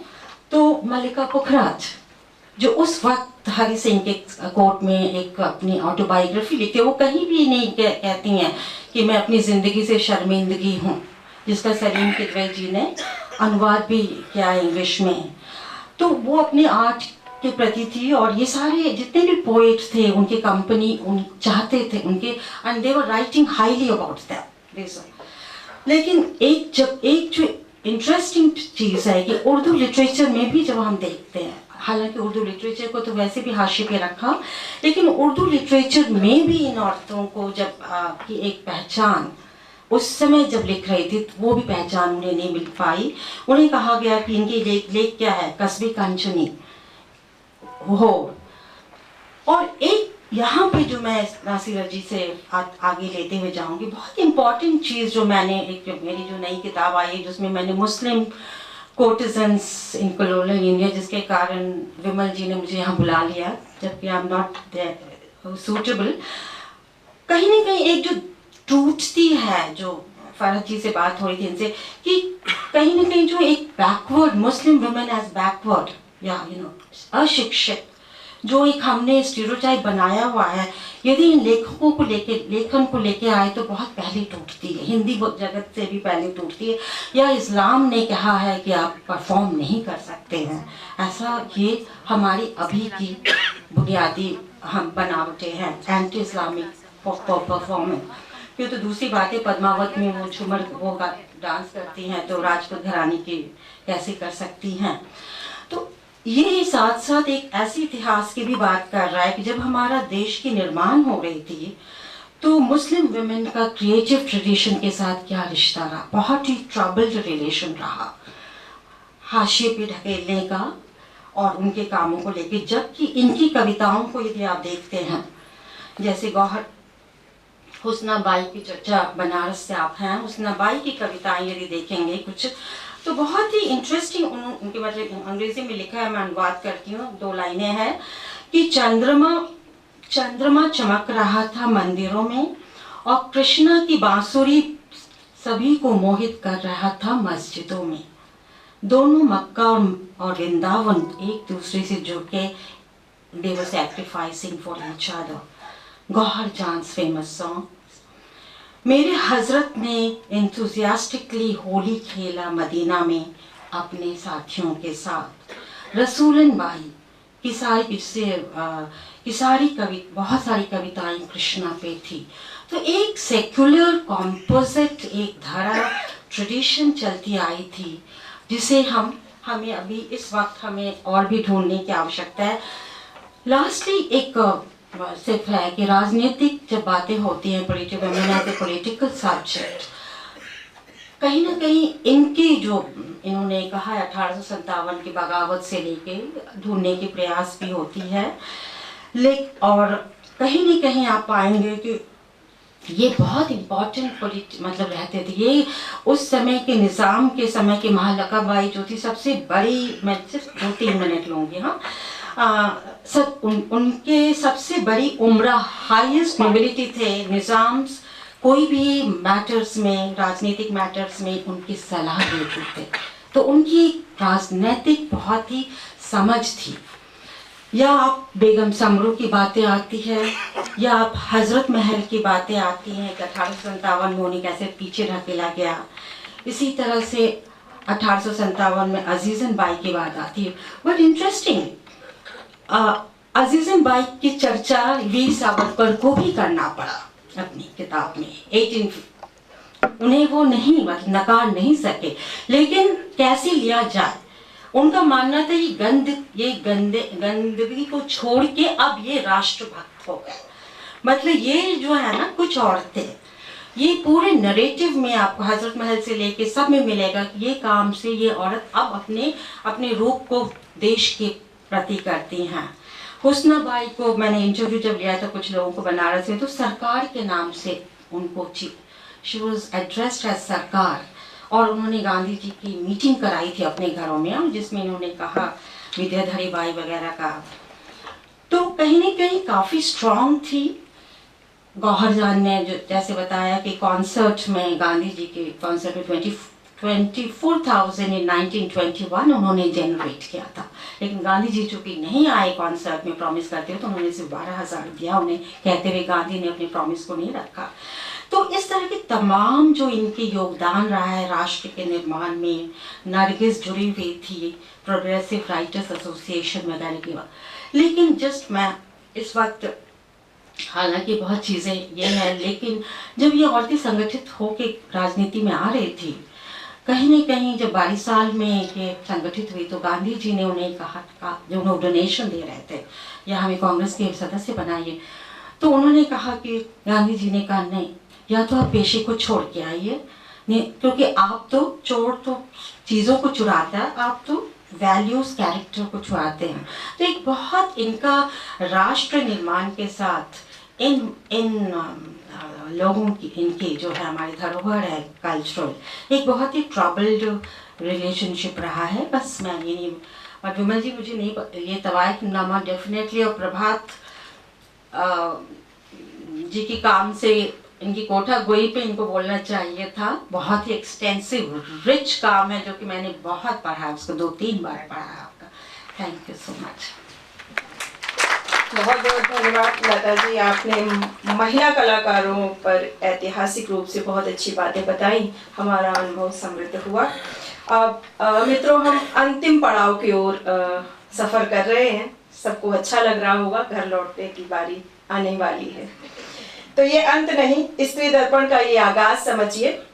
खैर, अब मैं सर्वप्रिय कथाकार ममता कालिया जी से अनुरोध करूंगी कि आप भी रामेश्वरी जी के शहर से ताल्लुक़ रखती हैं, वहाँ की महिला विभूतियाँ शिवरानी देवी, महादेवी और जानकी बाई, रामेश्वरी नेहरू आदि को याद करते हुए कुछ अपने अनमोल शब्द साझा करें हमारे साथ।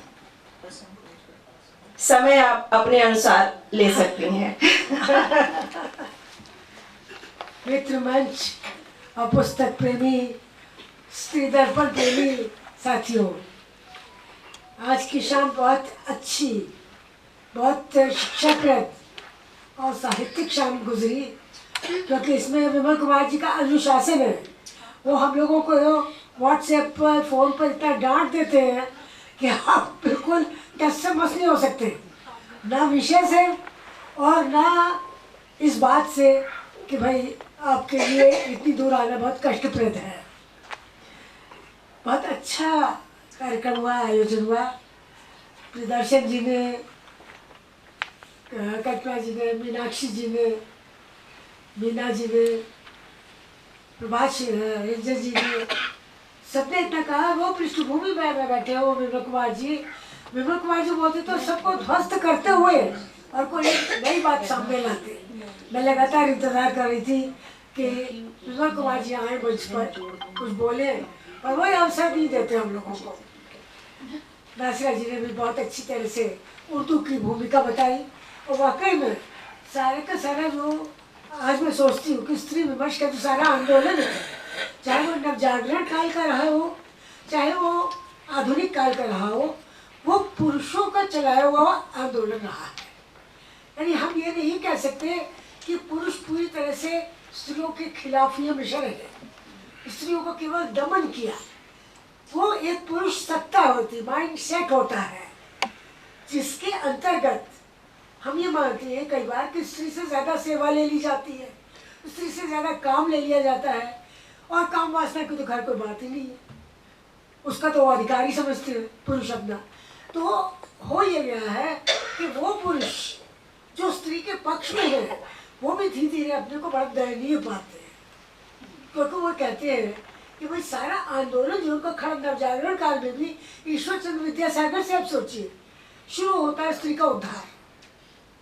ऐसा नहीं है कि उद्धार जो है बंग महिला से शुरू, बंग महिला के पीछे भी एक पुरुष थे जो उनको हिंदी सिखाते थे और जिन्होंने उनको हिंदी रमा कर दी मिर्जापुर में। तो आप ये देखिए हर एक जगह सहयोग रहा है, वो अलग बात है कि जब हम तवाइफों पर बात करते हैं तो तस्वीर थोड़ी बदल जाती है। वो इसलिए बदल जाती है क्योंकि स्त्रियों का बहुत ज़्यादा आगे बढ़ना शायद पुरुष सत्ता और पुरुष मानसिकता के खिलाफ है, और इसीलिए वो जो स्त्री एक बार इस चक्र में पड़ गई, दुष्चक्र में पड़ गई, और जिसने ये स्वीकार कर लिया कि उसकी कला को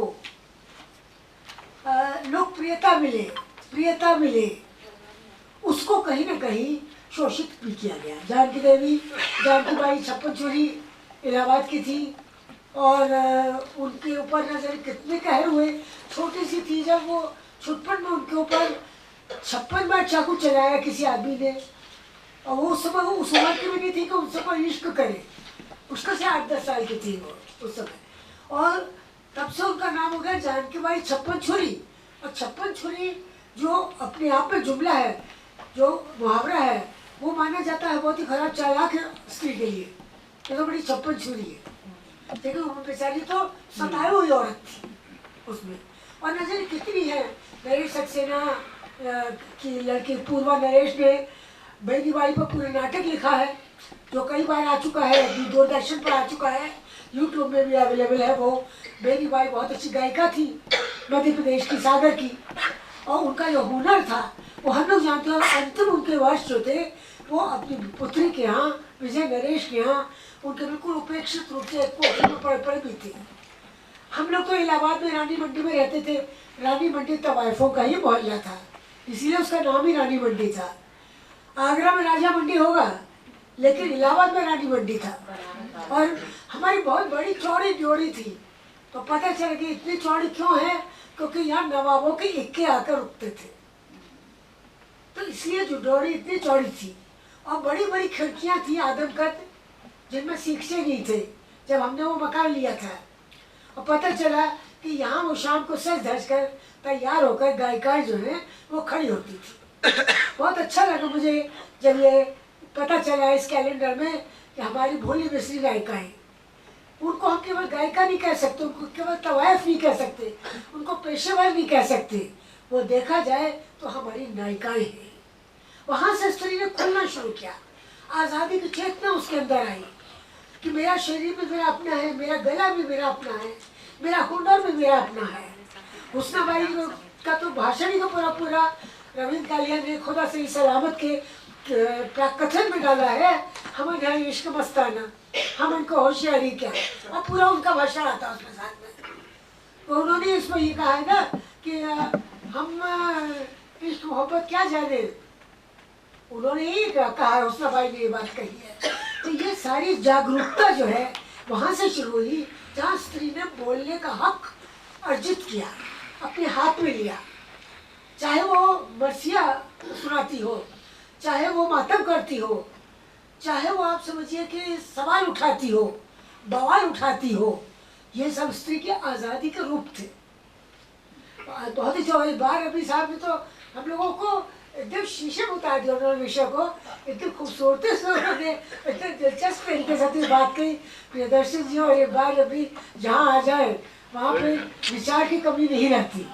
वो बिल्कुल गैर श्रीकांत वर्मा जो कहते थे मगध में विचारों की कमी है, देखा जाए तो इस महफिल में विचारों की बिल्कुल कमी नहीं थी। बहुत अच्छा सेशन, समय की कमी थी लेकिन ममता दीदी, है ना, समय ज्यादा मिलना चाहिए था सभी को। ये हम प्रेरित करते हैं इस चीज़ के लिए कि वो इसी तरह महिलाओं को जगाए रखे। तो इस समय स्त्री दर्पण ने वो काम ले रखा है जहाँ हंस दूसरे नंबर पर आ जाती है। हंस का प्रचार बहुत ज्यादा है, लेकिन इस समय स्त्री दर्पण जो काम कर रहा है वो डांट लगाने का भी काम करता है, दृष्टि दिखाने का भी काम करता है, और दृष्टिकोण भी देता है। तीनों सुंदर बात कही आपने। तो विमल जी को बहुत बहुत आज के दिन साधुवाद, धन्यवाद, और आप सबको नमस्कार। बहुत धन्यवाद ममता दीदी। अभी बस उठे नहीं 2 मिनट, नाशरा दीदी अपनी जो बात कह रही थी उसमें शायद कोई एक आध बात छूट गई है, आप अपनी बात कह के इस सभा को संपूर्णता प्रदान करें। एक्चुअली बोलते में मैं एक लिंक भूल गई कि जब ये कोठे उजड़े और तवाइफों के उसके ऊपर, जैसे कि गांधी जी ने इतनी सख्त बात कही, जो गांधी से उम्मीद नहीं की जा सकती थी कि इस पॉइंट पे वो हम लोगों का जैसे कहते हैं जी, तो वो एक्चुअली हमारी मानसिकता है। मैं कहना ये चाहूँगी कि जब ये लोग साजिंदे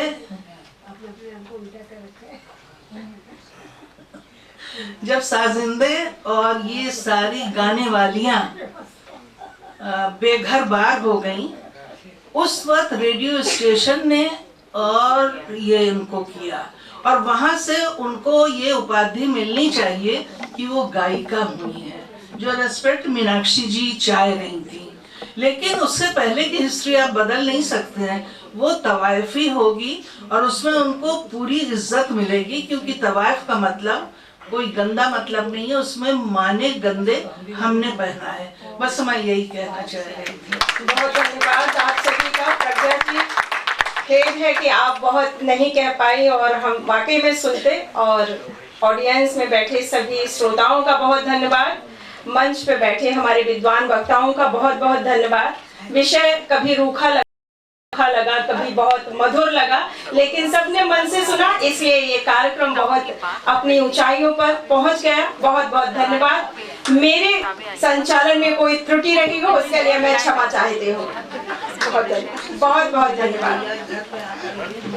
मैं ठीक से नहीं बता सकता, हो गया ना? कोई कमी रह गई हो? ना बिल्कुल नहीं। अंदर